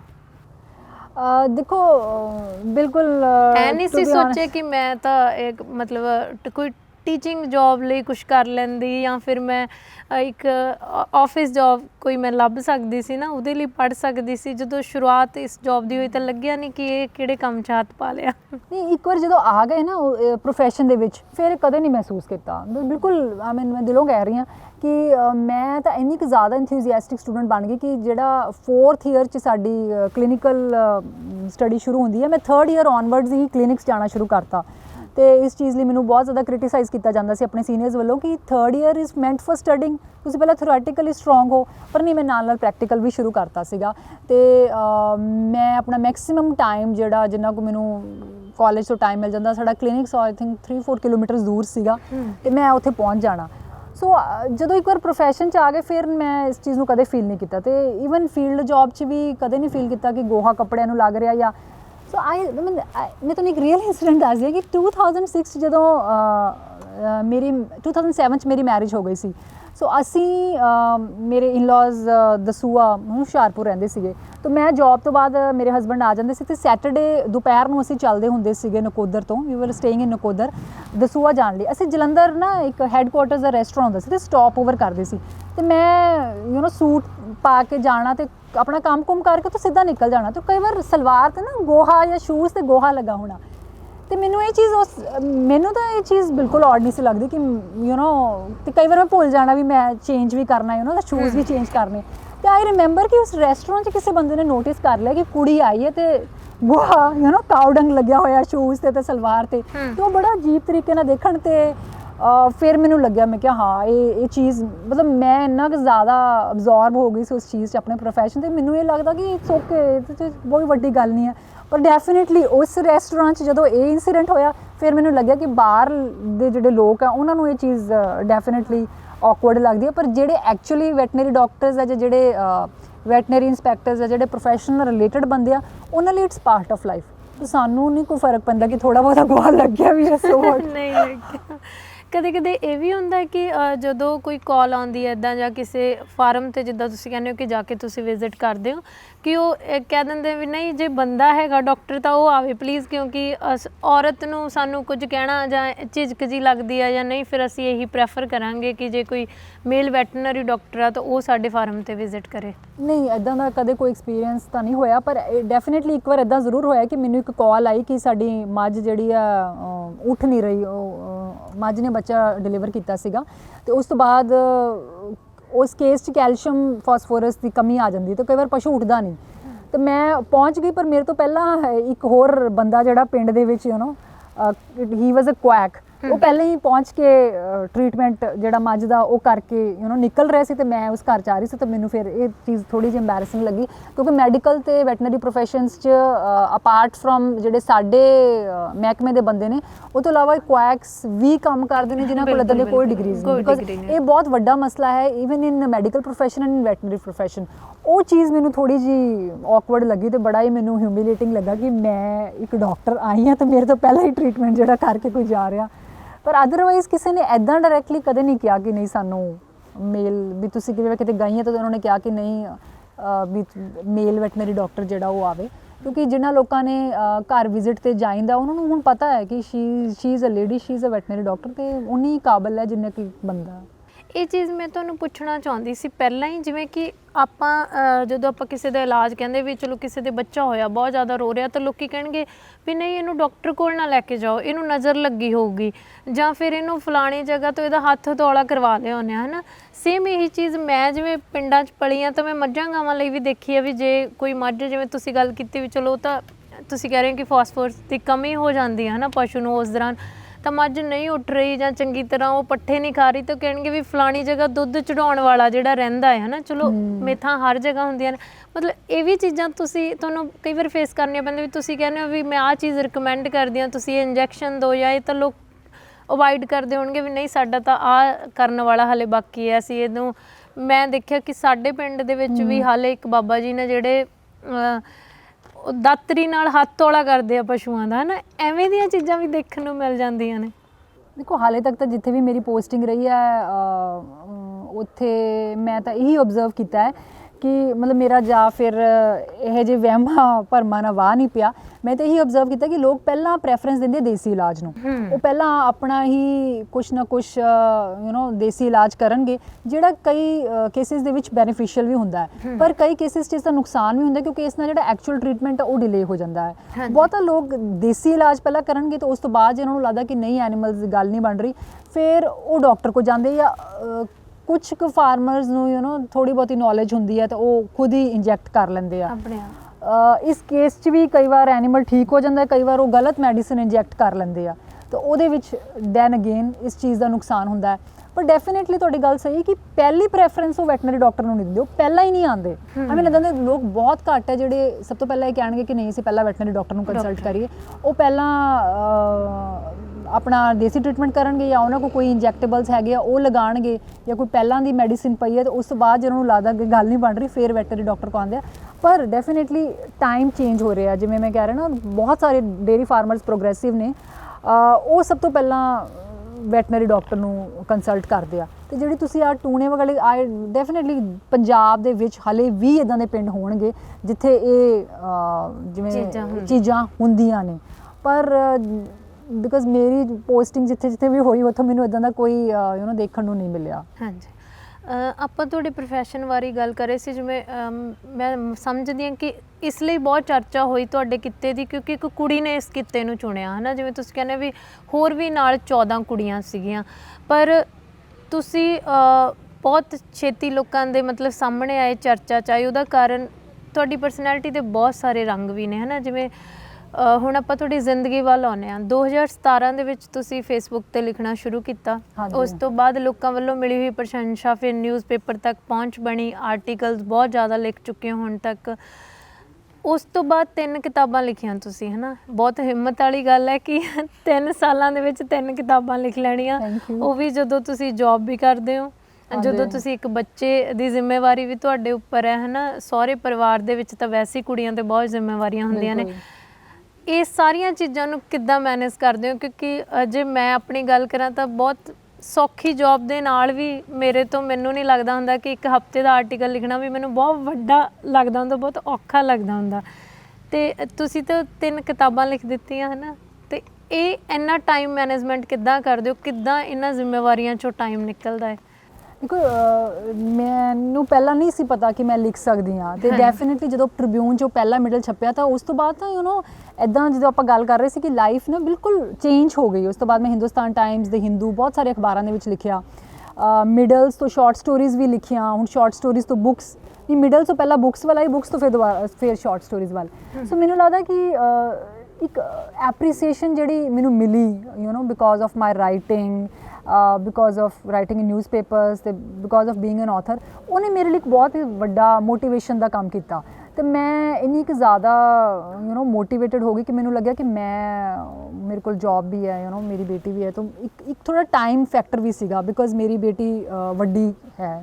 ਜਦੋਂ ਮੈਂ ਲਿਖਣਾ ਸ਼ੁਰੂ ਕੀਤਾ ਸ਼ੀ ਵਾਜ਼ 9, ਨਾਓ ਸ਼ੀ ਇਜ਼ 11, ਅਤੇ ਉਹਦੇ ਨਾਲ ਕੁਛ ਟਾਈਮ ਵੀ ਇੱਦਾਂ ਸੀਗਾ ਕਿ ਸਰਕਮਸਟਾਂਸਿਸ ਵੀ ਕੁਛ ਇੱਦਾਂ ਸੀ ਕਿ ਮੈਂ ਟਾਈਮ ਦੇ ਸਕਦੀ ਸੀਗੀ। ਪਰ ਜ਼ਿਆਦਾ ਜਿਹੜਾ ਟਾਈਮ ਮੈਂ ਕੱਢਿਆ ਉਹ ਇਹ ਕਿ ਮੈਂ ਇਹ ਫੀਲ ਕੀਤਾ ਕਿ ਜਦੋਂ ਮੈਂ ਇੱਕ ਵਾਰ ਸੋਚ ਲਿਆ ਕਿ ਮੈਂ ਲਿਖਣਾ ਹੈ ਤਾਂ ਜਿਹੜੀਆਂ ਅਨਨੈਸੈਸਰੀ ਡਿਸਟਰੈਕਸ਼ਨ ਆ ਜਿਨ੍ਹਾਂ ਚੀਜ਼ਾਂ 'ਚ ਮੈਂ ਵਿਅਰਥ ਹੀ ਆਪਣਾ ਸਮਾਂ ਤੇ ਟਾਈਮ ਗਵਾਉਂਦੀ ਸੀ ਉਹ ਹੌਲੀ ਹੌਲੀ ਬੰਦ ਕਰਨੀ ਸ਼ੁਰੂ ਕਰਤੀਆਂ, ਬਿਲਕੁਲ ਹੀ ਉਸ ਚੀਜ਼ ਤੋਂ ਕੱਟ ਆਫ ਹੋ ਗਈਆਂ। ਅਤੇ ਬਾਕੀ ਮੈਂ ਤੁਹਾਨੂੰ ਆਪਣਾ ਰੂਟੀਨ ਦੱਸਿਆ ਸੀਗਾ ਕਿ ਮੈਂ 3 ਵਜੇ ਉੱਠਦੀ ਹਾਂ। ਮਤਲਬ ਮੈਨੂੰ ਇਹ ਲੱਗਦਾ ਕਿ ਆਮ ਸੋ ਡਿਟਰਮਿੰਡ ਕਿ ਮੈਂ 3 ਵਜੇ ਤੋਂ ਪਹਿਲਾਂ ਹੀ ਮੈਂ ਜਾਗ ਜਾਂਦੀ, ਤਾਂ ਮੈਨੂੰ ਲੱਗਦਾ ਕਿ 3 ਵਜੇ ਦਾ ਅਲਾਰਮ ਕਿਉਂ ਨਹੀਂ ਵੱਜਿਆ।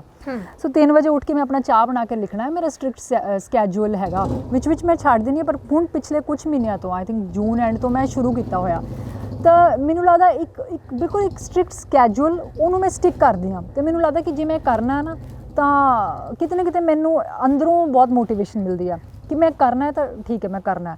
ਤਾਂ ਉਹ ਜਿਹੜਾ ਸਕੈਜੂਲ ਨੂੰ ਫੋਲੋ ਕਰਦੇ ਕਰਦੇ ਹੀ ਜਿਹੜਾ ਇੱਕ ਲਿਖਣ ਦਾ, ਬਿਕੋਜ਼ ਬੁੱਕਸ ਲਿਖਣੀਆਂ ਬਹੁਤ ਚੈਲੰਜਿੰਗ ਹੈ। ਇੱਕ ਬੁੱਕ ਨੂੰ ਲਿਖਣ ਲਈ ਤੁਹਾਨੂੰ ਬਹੁਤ ਸਾਰਾ ਟਾਈਮ ਚਾਹੀਦਾ, ਇੱਕ ਅੱਧੇ ਪੌਣੇ ਘੰਟੇ 'ਚ ਕਿਤਾਬ ਨਹੀਂ ਲਿਖੀ ਜਾਂਦੀ, ਉਹਨੂੰ ਮਹੀਨਿਆਂ ਬੱਧੀ ਜਾਂ ਸਾਲਾਂ ਬੱਧੀ ਟਾਈਮ ਚਾਹੀਦਾ।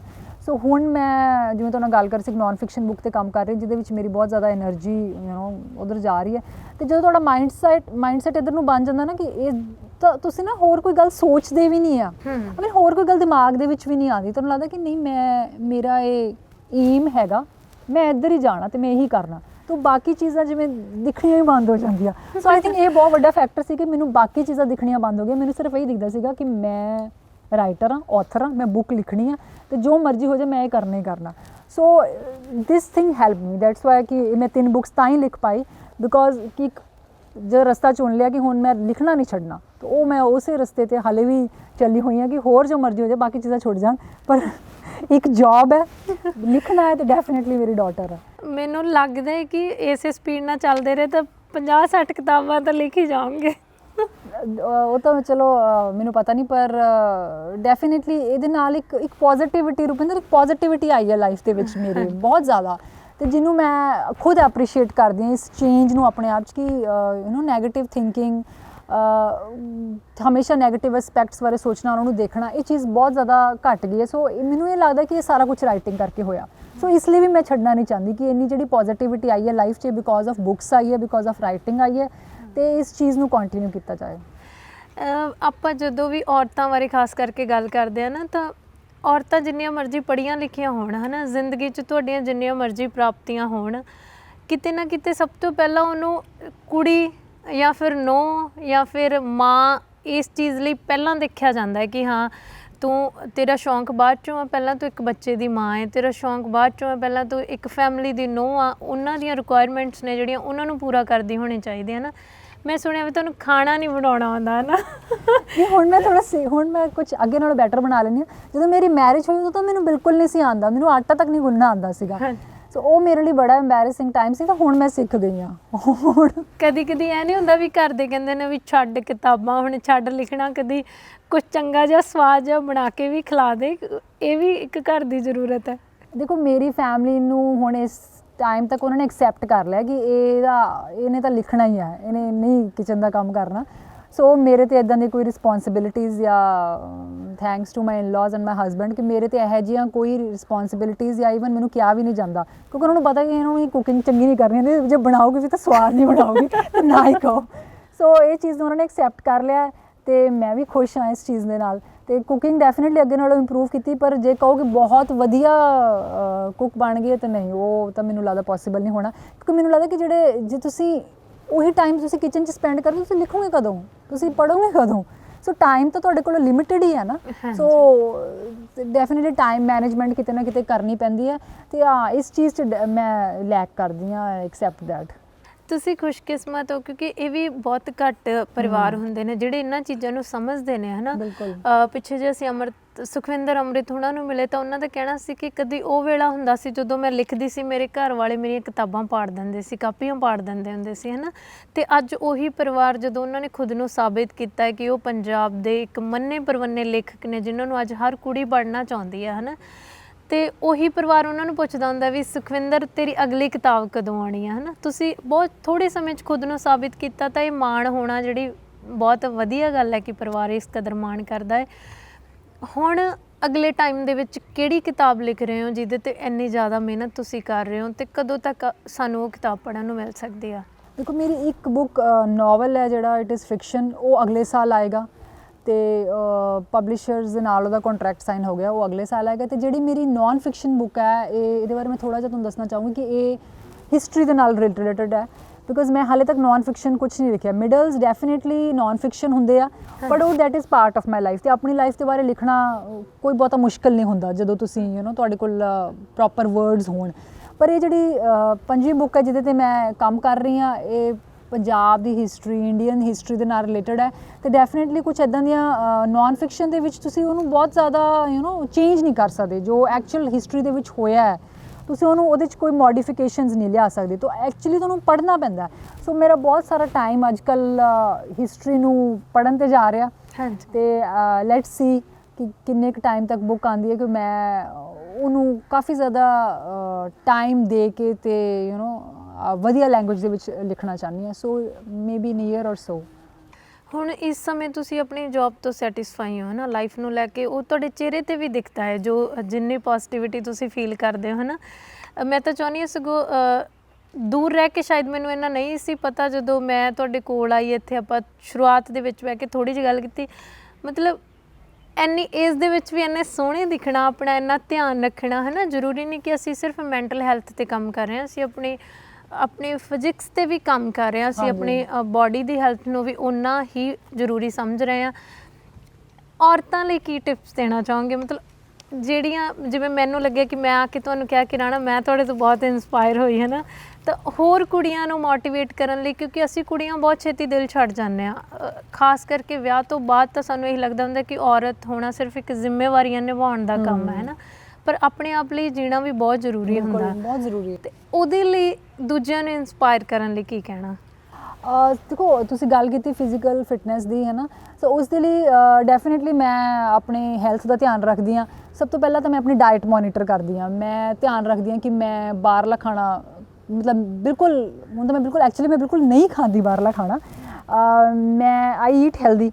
ਸੋ ਜੇ ਕੋਈ ਕੁਛ ਉਰਾ ਪਰਾ ਖਾਧਾ ਵੀ ਗਿਆ ਤਾਂ ਮੈਨੂੰ ਲੱਗਦਾ ਕਿ ਨਹੀਂ, ਫਿਰ ਮੈਂ ਆਪਣੇ ਆਪ ਨੂੰ ਕਾਉਂਸਲ ਕਰਦੀ ਹਾਂ ਕਿ ਨਹੀਂ, ਇਹ ਚੀਜ਼ ਹੈਲਦੀ ਨਹੀਂ ਹੈ, ਕਿ ਜੋ ਚੀਜ਼ ਵੀ ਮੈਂ ਖਾਵਾਂ ਉਹਦੇ ਨਾਲ ਕੋਈ ਨਾ ਕੋਈ ਨਿਊਟ੍ਰੀਸ਼ਨਲ ਵੈਲਿਊ ਹੁੰਦੀ ਹੈ। ਸੋ ਮੈਂ ਕਾਫੀ ਇਸ ਹੱਦ ਇਸ ਵੇ ਨਾਲ ਰਿਜਿਡ ਹਾਂ ਕਿ ਮੈਂ ਲਿਮਿਟਿਡ ਚੀਜ਼ਾਂ ਹੀ ਖਾਣੀਆਂ, ਅਤੇ ਬਾਕੀ ਜਿਹੜਾ ਜੰਕ ਫੂਡ ਹੈ ਆਈ ਅਵੋਇਡ ਦੈਟ। ਫਿਰ ਮੈਂ ਐਕਸਰਸਾਈਜ਼ ਰੈਗੂਲਰਲੀ ਕਰਦੀ ਹਾਂ। ਈਵਨ ਕਰੋਨਾ ਦੇ ਟਾਈਮਸ ਜਦੋਂ ਸਾਡਾ ਜਿਮ ਬੰਦ ਸੀਗਾ, ਉਦੋਂ ਘਰ ਦੇ ਵਿੱਚ ਵੀ ਆਪਣੀ ਫੈਮਿਲੀ ਦੇ ਨਾਲ ਅਸੀਂ ਇੱਕ ਰੂਟੀਨ ਬਣਾ ਲਿਆ ਕਿ ਸ਼ਾਮ ਨੂੰ ਆਪਾਂ ਐਕਸਰਸਾਈਜ਼ ਕਰਨੀ ਹੈ। ਸੋ ਫਿਜ਼ੀਕਲ ਫਿਟਨੈਸ ਲਈ ਐਕਸਰਸਾਈਜ਼ ਕਰਨਾ ਬਹੁਤ ਜ਼ਰੂਰੀ ਹੈ। ਸੋ ਉਹ ਮੈਂ ਰੈਗੂਲਰਲੀ ਕਰਦੀ ਹਾਂ। ਅਤੇ ਬਿਕੋਜ਼ ਮੈਨੂੰ ਲੱਗਦਾ ਹੈ ਕਿ ਸਭ ਤੋਂ ਪਹਿਲਾਂ ਤਾਂ ਜੇ ਮੈਂ ਫਿਜ਼ੀਕਲੀ ਫਿਟ ਨਹੀਂ ਹਾਂ ਤਾਂ ਮੈਂ ਆਪਣੀ ਫੈਮਿਲੀ ਦਾ ਜਾਂ ਆਪਣੀ ਬੇਟੀ ਦਾ ਜਾਂ ਆਪਣੇ ਸ਼ੌਕ ਕਿੱਦਾਂ ਪੂਰੇ ਕਰੂੰਗੀ। ਸੋ ਕਿਤੇ ਨਾ ਕਿਤੇ ਮੈਨੂੰ ਲੱਗਦਾ ਕਿ ਮੇਰੀ ਜਿਹੜੀ ਹੈਲਥ ਹੈ ਉਹ ਮੇਰੀ ਆਪਣੀ ਜ਼ਿੰਮੇਵਾਰੀ, ਕਿਸੇ ਹੋਰ ਦੀ ਜ਼ਿੰਮੇਵਾਰੀ ਨਹੀਂ ਹੈ। ਜੇ ਮੈਂ ਆਪਣੇ ਨੂੰ ਫਿਜ਼ੀਕਲੀ ਫਿਟ ਰੱਖਣਾ ਤਾਂ ਮੈਨੂੰ ਕਿਤੇ ਨਾ ਕਿਤੇ ਕਿਤੇ ਨਾ ਕਿਤੇ ਆਪਣੇ ਆਪ ਦੇ ਨਾਲ ਰਿਜਿਡ ਹੋਣਾ ਪਊਗਾ, ਜਾਂ ਮੈਨੂੰ ਲੱਗਦਾ ਹੈ ਕਿ ਇਹ ਮੇਰਾ ਕੰਮ ਹੈਗਾ। ਸੋ ਇਸ ਕਰਕੇ ਮੈਨੂੰ ਫਿਜ਼ੀਕਲ ਫਿਟਨੈਸ ਜ਼ਰੂਰ ਲੱਗਦਾ, ਕਿਉਂਕਿ ਮੈਂ I don't want to fall sick. ਮੈਨੂੰ ਲੱਗਦਾ ਕਿ ਨਹੀਂ, ਇਸ ਚੀਜ਼ ਨਾਲ ਬਹੁਤ ਚੀਜ਼ਾਂ ਸਫਰ ਕਰਨਗੀਆਂ। ਸੋ ਮੈਨੂੰ ਲੱਗਦਾ ਕਿ ਲੇਡੀਜ਼ ਲਈ ਸਭ ਤੋਂ ਜ਼ਰੂਰੀ ਹੈ ਆਪਣਾ ਧਿਆਨ ਰੱਖਣ, ਆਪਣੇ ਆਪ ਨੂੰ ਫਿਜ਼ੀਕਲੀ ਫਿਟ ਰੱਖਣ, ਆਪਣੇ ਆਪ ਨੂੰ ਹੈਲਦੀ ਰੱਖਣ। ਇਸ ਤੋਂ ਇਲਾਵਾ ਕਿ ਤੁਹਾਡਾ ਹਸਬੈਂਡ, ਤੁਹਾਡੇ ਬੱਚੇ, ਤੁਹਾਡੀ ਫੈਮਿਲੀ ਤੋਂ ਬਾਅਦ ਦੀ ਗੱਲ ਹੈ ਨਾ। ਸੋ ਸਭ ਤੋਂ ਪਹਿਲਾਂ ਤਾਂ ਤੁਸੀਂ ਆਪਣੀ ਬਾਡੀ ਦਾ ਧਿਆਨ ਰੱਖੋਗੇ ਨਾ, ਉਸ ਤੋਂ ਬਾਅਦ ਹੀ ਕਿਸੇ ਚੀਜ਼ ਦਾ ਰੱਖੋਗੇ। ਸੋ ਇਸ ਚੀਜ਼ ਲਈ ਜੇ ਤੁਹਾਨੂੰ ਕਿਤੇ ਨਾ ਕਿਤੇ ਆਪਣੇ ਆਪ ਲਈ ਟਾਈਮ ਕੱਢਣਾ ਪੈਂਦਾ ਹੈ, you have to tell your family ਕਿ ਨਹੀਂ, ਇਹ ਮੇਰਾ ਮੀ ਟਾਈਮ ਹੈ, ਜਾਂ ਮੈਂ ਐਕਸਰਸਾਈਜ਼ ਕਰਨੀ, ਜਾਂ ਮੈਂ ਜਿਮ ਜਾਣਾ, ਤਾਂ you should fight for that. You should actually tell them ਕਿ ਨਹੀਂ, ਇਹ ਚੀਜ਼ ਵੀ ਮੇਰੇ ਲਈ ਜ਼ਰੂਰੀ ਹੈ। ਸੋ ਮੈਨੂੰ ਲੱਗਦਾ ਕਿ ਇੱਕ ਤਾਂ ਲੇਡੀਜ਼ ਕਿਤੇ ਨਾ ਕਿਤੇ ਆਪਣੇ ਆਪ ਲਈ ਟਾਈਮ ਨਹੀਂ ਕੱਢ ਪਾਉਂਦੀਆਂ। ਉਹਨੂੰ ਲੱਗਦਾ ਕਿ ਨਹੀਂ, ਡੈਫੀਨੇਟਲੀ ਬੱਚੇ ਤੁਹਾਡੀ ਲਾਈਫ ਦਾ ਬਹੁਤ ਇੰਪੋਰਟੈਂਟ ਪਾਰਟ ਹੈ, ਫੈਮਿਲੀ ਇਜ਼ ਇੰਪੋਰਟੈਂਟ, ਪਰ ਆਪਣੇ ਆਪ ਤੋਂ ਜ਼ਿਆਦਾ ਇੰਪੋਰਟੈਂਟ ਤਾਂ ਕੁਛ ਵੀ ਨਹੀਂ ਹੈ ਨਾ। ਸੋ ਇਹ ਚੀਜ਼ ਮੈਂ ਟਿਪਸ ਤਾਂ ਇਹੀ ਹੈ ਕਿ ਸਭ ਤੋਂ ਪਹਿਲਾਂ ਆਪਣੇ ਆਪ ਲਈ ਟਾਈਮ ਕੱਢੋ। ਜੇ ਆਪਣੇ ਆਪ ਨੂੰ ਟਾਈਮ ਨਹੀਂ ਦਿਓਗੇ, ਆਪਣੇ ਆਪ ਨੂੰ ਪੋਜ਼ੀਟਿਵ ਫਰੇਮ ਆਫ ਮਾਈਂਡ 'ਚ ਨਹੀਂ ਰੱਖੋਗੇ, ਫਿਰ ਤੁਸੀਂ ਸਰਵਾਈਵ ਨਹੀਂ ਕਰ ਸਕਦੇ ਨਾ। ਫਿਰ ਤੁਸੀਂ ਕਿੱਦਾਂ ਸਾਰੇ ਘਰ ਦਾ ਭਾਰ ਚੱਕ ਲਓਗੇ। ਸੋ ਸਭ ਤੋਂ ਪਹਿਲਾਂ ਆਪਣੀ ਕੇਅਰ ਮੈਨੂੰ ਲੱਗਦਾ ਕਰਨੀ ਬਹੁਤ ਜ਼ਰੂਰੀ ਹੈ। ਥੋੜ੍ਹਾ ਬਹੁਤਾ ਸੈਲਫਿਸ਼ ਹੋਣਾ ਚਾਹੀਦਾ। ਬਿਲਕੁਲ। ਮੈਨੂੰ ਇਹੀ ਲੱਗਦਾ, ਹਾਲੇ ਵੀ ਤੱਕ ਵੀ ਮੈਂ ਤੁਹਾਡੇ 'ਚੋਂ ਇਹ ਚੀਜ਼ ਦੇਖ ਰਹੀ ਹਾਂ ਕਿ ਤੁਸੀਂ ਯੂਥ ਦਾ ਇੱਕ ਚਿਹਰਾ ਹੈ ਨਾ। ਸਾਡੀ ਉਹ ਵੀ ਮਤਲਬ ਨੌਜਵਾਨੀ ਆ ਜਿਹੜੀ ਇਸ ਸਮੇਂ ਖਾਸ ਕਰਕੇ ਬਹੁਤ ਸਾਰੀਆਂ ਚੁਣੌਤੀਆਂ ਨੇ ਉਹਨਾਂ ਲਈ। ਜਿਵੇਂ ਤੁਸੀਂ ਕਿਹਾ ਕਿ ਜਦੋਂ 2006 ਦੇ ਵਿੱਚ ਤੁਸੀਂ ਜੌਬ 'ਚ ਆਏ ਹੋ, ਤਾਂ ਉਸ ਸਮੇਂ 10 ਸਾਲ ਪਹਿਲਾਂ ਵਾਲੇ ਲੋਕ ਵੀ ਬੇਰੁਜ਼ਗਾਰ ਬੈਠੇ ਸੀ, ਹੈ ਨਾ। ਇਸ ਸਮੇਂ ਸਾਡੀ ਖੇਤੀ ਦਾ ਬੁਰਾ ਹਾਲ ਹੈ, ਤੁਸੀਂ ਦੇਖ ਰਹੇ ਹੋ ਕਿ ਨੌਜਵਾਨ ਸੜਕਾਂ 'ਤੇ ਉਤਰੇ ਨੇ, ਹੈ ਨਾ। ਬਹੁਤ ਸਾਰੇ ਮਸਲੇ ਨੇ ਪੰਜਾਬ ਨੂੰ ਲੈ ਕੇ, ਕਦੀ ਸਾਡੇ ਲਈ ਨਸ਼ੇ ਦਾ ਮਸਲਾ ਰਿਹਾ ਹੈ, ਕਦੀ ਬੇਰੁਜ਼ਗਾਰੀ ਦਾ ਮਸਲਾ, ਕਦੀ ਸਾਡੇ ਬੋਲੀ ਦਾ ਮਸਲਾ ਮੈਨੂੰ ਲੱਗਦਾ ਹੁੰਦਾ ਕਿ ਪੰਜਾਬ ਨੂੰ ਰੋਜ਼ ਇੱਕ ਨਵੀਂ ਜੰਗ ਆ ਜਿਹੜੀ ਝੱਲਣੀ ਪੈ ਰਹੀ ਹੈ ਨਾ। ਹੁਣ ਕਦੀ ਲੱਗਦਾ ਵੀ ਹੁਣ ਬਹੁਤ ਸਾਰੇ ਲੋਕ ਨੇ ਜਿਹੜੇ ਇਹ ਸੋਚਦੇ ਨੇ ਕਿ ਇੱਧਰੋਂ ਮੂਵ ਹੋ ਜਾਈਏ, ਬਾਹਰ ਚਲੇ ਜਾਈਏ। ਤੁਹਾਡੇ ਤਾਂ ਖਾਸ ਕਰਕੇ ਪੇਰੈਂਟਸ ਜਿਵੇਂ ਉੱਧਰ ਨੇ, ਤੁਹਾਡੇ ਬ੍ਰਦਰ ਉਹਨਾਂ ਦੇ ਕੋਲ ਰਹਿੰਦੇ ਨੇ, ਬਹੁਤ ਸਾਰੇ ਲੋਕ ਨੇ ਜੋ ਹੁਣ PR ਲੈ ਕੇ ਬਾਹਰ ਜਾ ਰਹੇ ਨੇ, ਨੌਕਰੀ ਪੇਸ਼ਾ ਵੀ ਜਾ ਰਹੇ, ਵੱਡੇ ਰੈਂਕ 'ਤੇ ਨੇ ਜਿਹੜੇ, ਉਹ ਵੀ ਹੁਣ ਕਦੀ ਦਿਮਾਗ 'ਚ ਇਹ ਗੱਲ ਆਉਂਦੀ ਆ ਵੀ ਮੂਵ ਹੋ ਜਾਵਾਂ, ਚਲੇ ਜਾਵਾਂ? ਨਹੀਂ, ਬਿਲਕੁਲ ਨਹੀਂ। ਮੈਨੂੰ ਤਾਂ ਇਹੀ, ਆਮ ਹੈਪੀਲੀ ਸੈਟਲਡ ਹੇਅਰ, ਮੈਨੂੰ ਤਾਂ ਵਧੀਆ ਲੱਗਦਾ ਇੱਥੇ, ਅਤੇ ਆਪਣੇ ਪੇਰੈਂਟਸ ਨੂੰ ਮਿਲਣ ਲਈ ਡੈਫੀਨੇਟਲੀ ਜਾਣਾ ਚਾਹੁੰਦੀ ਹਾਂ।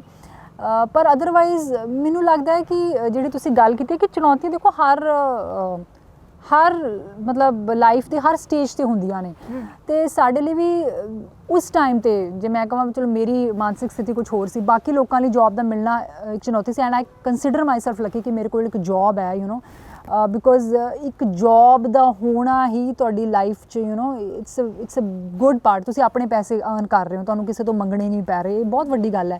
ਸੋ ਡੈਫੀਨੇਟਲੀ ਮੈਂ ਫੀਲ ਕਰਦੀ ਹਾਂ ਕਿ ਜਿਹੜੇ ਲੋਕ ਅਨਇੰਪਲੋਇਡ ਹੈ ਉਹਨਾਂ ਲਈ ਬਹੁਤ ਜ਼ਰੂਰੀ ਹੈ ਕਿ ਉਹ ਇੱਕ ਜੋਬ ਨੂੰ ਚੁਣਨ। ਪਰ ਦੈਨ ਤਰ੍ਹਾਂ ਦੀਆਂ ਪ੍ਰੋਬਲਮਸ ਨੇ, ਬਹੁਤ ਜ਼ਿਆਦਾ ਇੰਡਸਟਰੀ ਨਹੀਂ ਹੈਗੀ ਪੰਜਾਬ ਦੇ ਵਿੱਚ, ਗਵਰਨਮੈਂਟ ਜੋਬਸ ਵੀ ਲਿਮਿਟਡ ਹੈ, ਕਿੰਨੇ ਕੁ ਲੋਕਾਂ ਨੂੰ ਅਬਜ਼ੋਰਬ ਕੀਤਾ ਜਾ ਸਕਦਾ। ਸੋ ਮੈਨੂੰ ਲੱਗਦਾ ਕਿ ਜਿਹੜਾ ਯੂਥ ਹੈ ਉਹਨੂੰ ਕਿਤੇ ਨਾ ਕਿਤੇ ਸੈਲਫ ਸਫੀਸ਼ੀਐਂਟ ਹੋਣਾ ਪਏਗਾ। ਹੁਣ ਫੋਰ ਐਗਜ਼ਾਮਪਲ ਸਾਡੇ ਮਹਿਕਮੇ ਦੇ ਵੱਲੋਂ ਕਾਫੀ ਸਾਰੀਆਂ ਸਕੀਮਸ ਨੇ, ਉਹਦੇ ਲਈ ਲੋਨ ਪ੍ਰੋਵਾਈਡ ਕੀਤੇ ਜਾਂਦੇ ਆ, ਅਸੀਂ ਉਹਨਾਂ ਦੇ ਕੇਸ ਬਣਾ ਕੇ ਭੇਜਦੇ ਹਾਂ। ਸੋ ਜੇ ਤੁਸੀਂ ਕੋਈ ਬਹੁਤ ਵੱਡਾ ਕੰਮ ਨਹੀਂ ਕਰ ਸਕਦੇ ਤਾਂ ਛੋਟੇ ਤੋਂ ਸ਼ੁਰੂਆਤ ਕਰੋ। ਪਿਗਰੀ 'ਤੇ ਲੋਨ ਹੈ, ਸ਼ੀਪ ਤੇ ਗੋਟ ਫਾਰਮਿੰਗ 'ਤੇ ਲੋਨ ਹੈ, ਕੈਟਲ ਸ਼ੈੱਡ 'ਤੇ ਲੋਨ ਹੈ। ਤੁਸੀਂ ਕੋਈ ਆਪਣਾ ਕੰਮ ਛੋਟੇ ਲੈਵਲ ਤੋਂ ਸ਼ੁਰੂ ਕਰਨ ਦੀ ਕੋਸ਼ਿਸ਼ ਕਰੋ। ਸੋ ਮੈਨੂੰ ਲੱਗਦਾ ਕਿ ਆਪਣੇ ਲੋਕ ਇੱਥੇ ਮਿਹਨਤ ਨਹੀਂ ਕਰਨਾ ਚਾਹੁੰਦੇ, ਬਟ ਉਹ ਬਾਹਰ ਜਾ ਕੇ ਹੀ, ਮਤਲਬ ਬਾਹਰ ਵੀ ਦੇ ਵਿੱਚ ਜਿਹੜੇ ਲੋਕ ਨਹੀਂ ਪੂਰੇ ਐਜੂਕੇਟਡ ਜਾਂ ਜਿਹਨਾਂ ਕੋਲ ਜੋਬਸ ਨਹੀਂ ਹੈ, ਉਹ ਫਿਜ਼ੀਕਲ ਲੇਬਰ ਕਰ ਰਹੇ ਆ। ਸੋ ਜੇ ਤੁਸੀਂ ਇੱਥੇ ਹੀ ਆਪਣੇ ਰਿਸੋਰਸਿਸ ਨੂੰ ਐਕਸਪਲੋਇਟ ਕਰੋ ਕਿ ਦੇਖੋ ਕਿ ਤੁਸੀਂ ਕੀ ਕਰ ਸਕਦੇ ਹੋ, ਤਾਂ ਗੱਲਬਾਤ ਤਾਂ ਇੱਥੇ ਵੀ ਬਣ ਸਕਦੀ ਹੈ। ਸੋ ਨਹੀਂ, ਮੇਰਾ ਤਾਂ ਬਿਲਕੁਲ ਨਹੀਂ ਕੋਈ ਆਈਡੀਆ, ਬਿਕੋਜ਼ ਮੈਂ ਤਾਂ ਹੁਣ ਤੁਹਾਨੂੰ ਦੱਸਿਆ ਰਾਈਟਿੰਗ 'ਚ ਇੰਨੀ ਕੁ ਇਨਵੋਲਵਡ ਹਾਂ, ਅਤੇ ਅਦਰਵਾਈਜ਼ ਵੀ ਅੱਜ ਕੱਲ੍ਹ ਦੇ ਟਾਈਮ 'ਚ ਇਟਸ ਆਲਮੋਸਟ ਗਲੋਬਲ ਹੈ ਨਾ। ਅਤੇ ਤੁਸੀਂ ਕਾਲ ਕਰ ਸਕਦੇ ਹੋ ਜਦੋਂ ਮਰਜ਼ੀ, ਮੈਂ ਆਪਣੇ ਪੇਰੈਂਟਸ ਜਦੋਂ ਮਰਜ਼ੀ ਗੱਲ ਕਰ ਸਕਦੀ ਹਾਂ। ਚਲੋ ਕਰੋਨਾ ਦਾ ਟਾਈਮ ਠੀਕ ਹੋ ਜਾਏਗਾ ਤਾਂ ਤੁਸੀਂ ਟਰੈਵਲ ਵੀ ਕਰ ਸਕਦੇ ਹੋ। So it's kind of a global village. ਤਾਂ ਇੱਥੇ ਗੱਲਬਾਤ ਬਣਾਉਣ ਲਈ ਇਹੀ ਹੈ ਕਿ ਥੋੜ੍ਹਾ ਜਿਹਾ ਤੁਹਾਨੂੰ ਆਪਣੇ ਆਪ ਨੂੰ ਜਿਹੜੀ ਇੱਕ ਲੀਹ ਹੈ ਨਾ ਉਹ ਤੋਂ ਹਟ ਕੇ ਦੇਖਣਾ ਪਊਗਾ ਕਿ ਜਿਵੇਂ ਡਾਕਟਰਸ ਜਾਂ ਇੰਜੀਨੀਅਰਸ ਦੀਆਂ ਜੋਬਸ ਹੈ, ਅੱਗੇ ਪੇਰੈਂਟਸ ਨੂੰ ਲੱਗਦਾ ਸੀ ਜਦੋਂ ਆਈ ਰਿਮੈਂਬਰ ਜਦੋਂ ਮੈਂ 17-18 ਸਾਲ ਦੀ ਸੀ, ਪੇਰੈਂਟਸ ਹੁੰਦੇ ਸੀ ਇਹੀ ਜੋਬਸ ਨੇ। ਪਰ ਹੁਣ ਉਹ ਤੋਂ ਇਲਾਵਾ ਵੀ ਡਿਫਰੈਂਟ ਐਵੇਨਿਊਜ਼ ਜਿਹੜੇ ਉਹ ਲੱਭੇ ਜਾਣ ਅਤੇ ਆਪਣੇ ਆਪ ਲਈ ਪੋਸੀਬਿਲਿਟੀਜ਼ ਕ੍ਰੀਏਟ ਕੀਤੀਆਂ ਜਾਣ। ਅਤੇ ਫਿਰ ਉਹੀ ਗੱਲ ਪੋਜ਼ੀਟਿਵ ਫਰੇਮ ਆਫ ਮਾਈਂਡ, ਜਦੋਂ ਤੁਸੀਂ ਸੋਚੋਗੇ ਕਿ ਆਹ ਤਾਂ ਹੋ ਹੀ ਨਹੀਂ ਸਕਦਾ, ਮੈਂ ਤਾਂ ਇਹ ਕਰ ਨਹੀਂ ਸਕਦਾ, ਜਾਂ ਇੱਥੇ ਮੇਰੇ ਕੋਲ ਤਾਂ ਜੋਬ ਨਹੀਂ ਇੰਨਾ ਪੜ੍ਹ ਲਿਖ ਕੇ, ਜਦੋਂ ਤੁਸੀਂ ਕੰਟੀਨਿਊਸਲੀ ਇੱਦਾਂ ਸੋਚਦੇ ਹੋ ਤਾਂ ਮੈਨੂੰ ਲੱਗਦਾ ਤੁਸੀਂ ਉਹੀ ਨੈਗੇਟਿਵਿਟੀ ਅਟਰੈਕਟ ਕਰਦੇ ਹੋ, ਤੁਹਾਨੂੰ ਐਕਚੁਅਲੀ ਫਿਰ ਮਿਲਦੀ ਵੀ ਨਹੀਂ ਜੋਬ ਅਤੇ ਕੁਛ ਬਣਦਾ ਵੀ ਨਹੀਂ। ਸੋ ਕਿਤੇ ਨਾ ਕਿਤੇ ਥੋੜ੍ਹਾ ਜਿਹਾ ਹੋਪ ਦਿਲ 'ਚ, ਥੋੜ੍ਹੀ ਜਿਹੀ ਆਸ ਰੱਖ ਕੇ ਚੱਲੋ ਤਾਂ ਬਹੁਤ ਕੁਛ ਹੋ ਸਕਦਾ ਹੈ। ਨਹੀਂ, ਬਹੁਤ ਚੀਜ਼ਾਂ ਨੇ, ਜਿੱਦਾਂ ਹੁਣ ਤੁਸੀਂ ਹੁਣ ਕਿਹਾ ਕਿ ਵੱਡੇ ਕੰਮ ਤੋਂ ਨਹੀਂ ਤੁਸੀਂ ਸ਼ੁਰੂ ਕਰ ਸਕਦੇ, ਤਾਂ ਬਹੁਤ ਸਾਰੀਆਂ ਤੁਹਾਡੇ ਡਿਪਾਰਟਮੈਂਟਸ ਦੀਆਂ ਇੱਦਾਂ ਦੀਆਂ ਸਕੀਮਸ ਨੇ।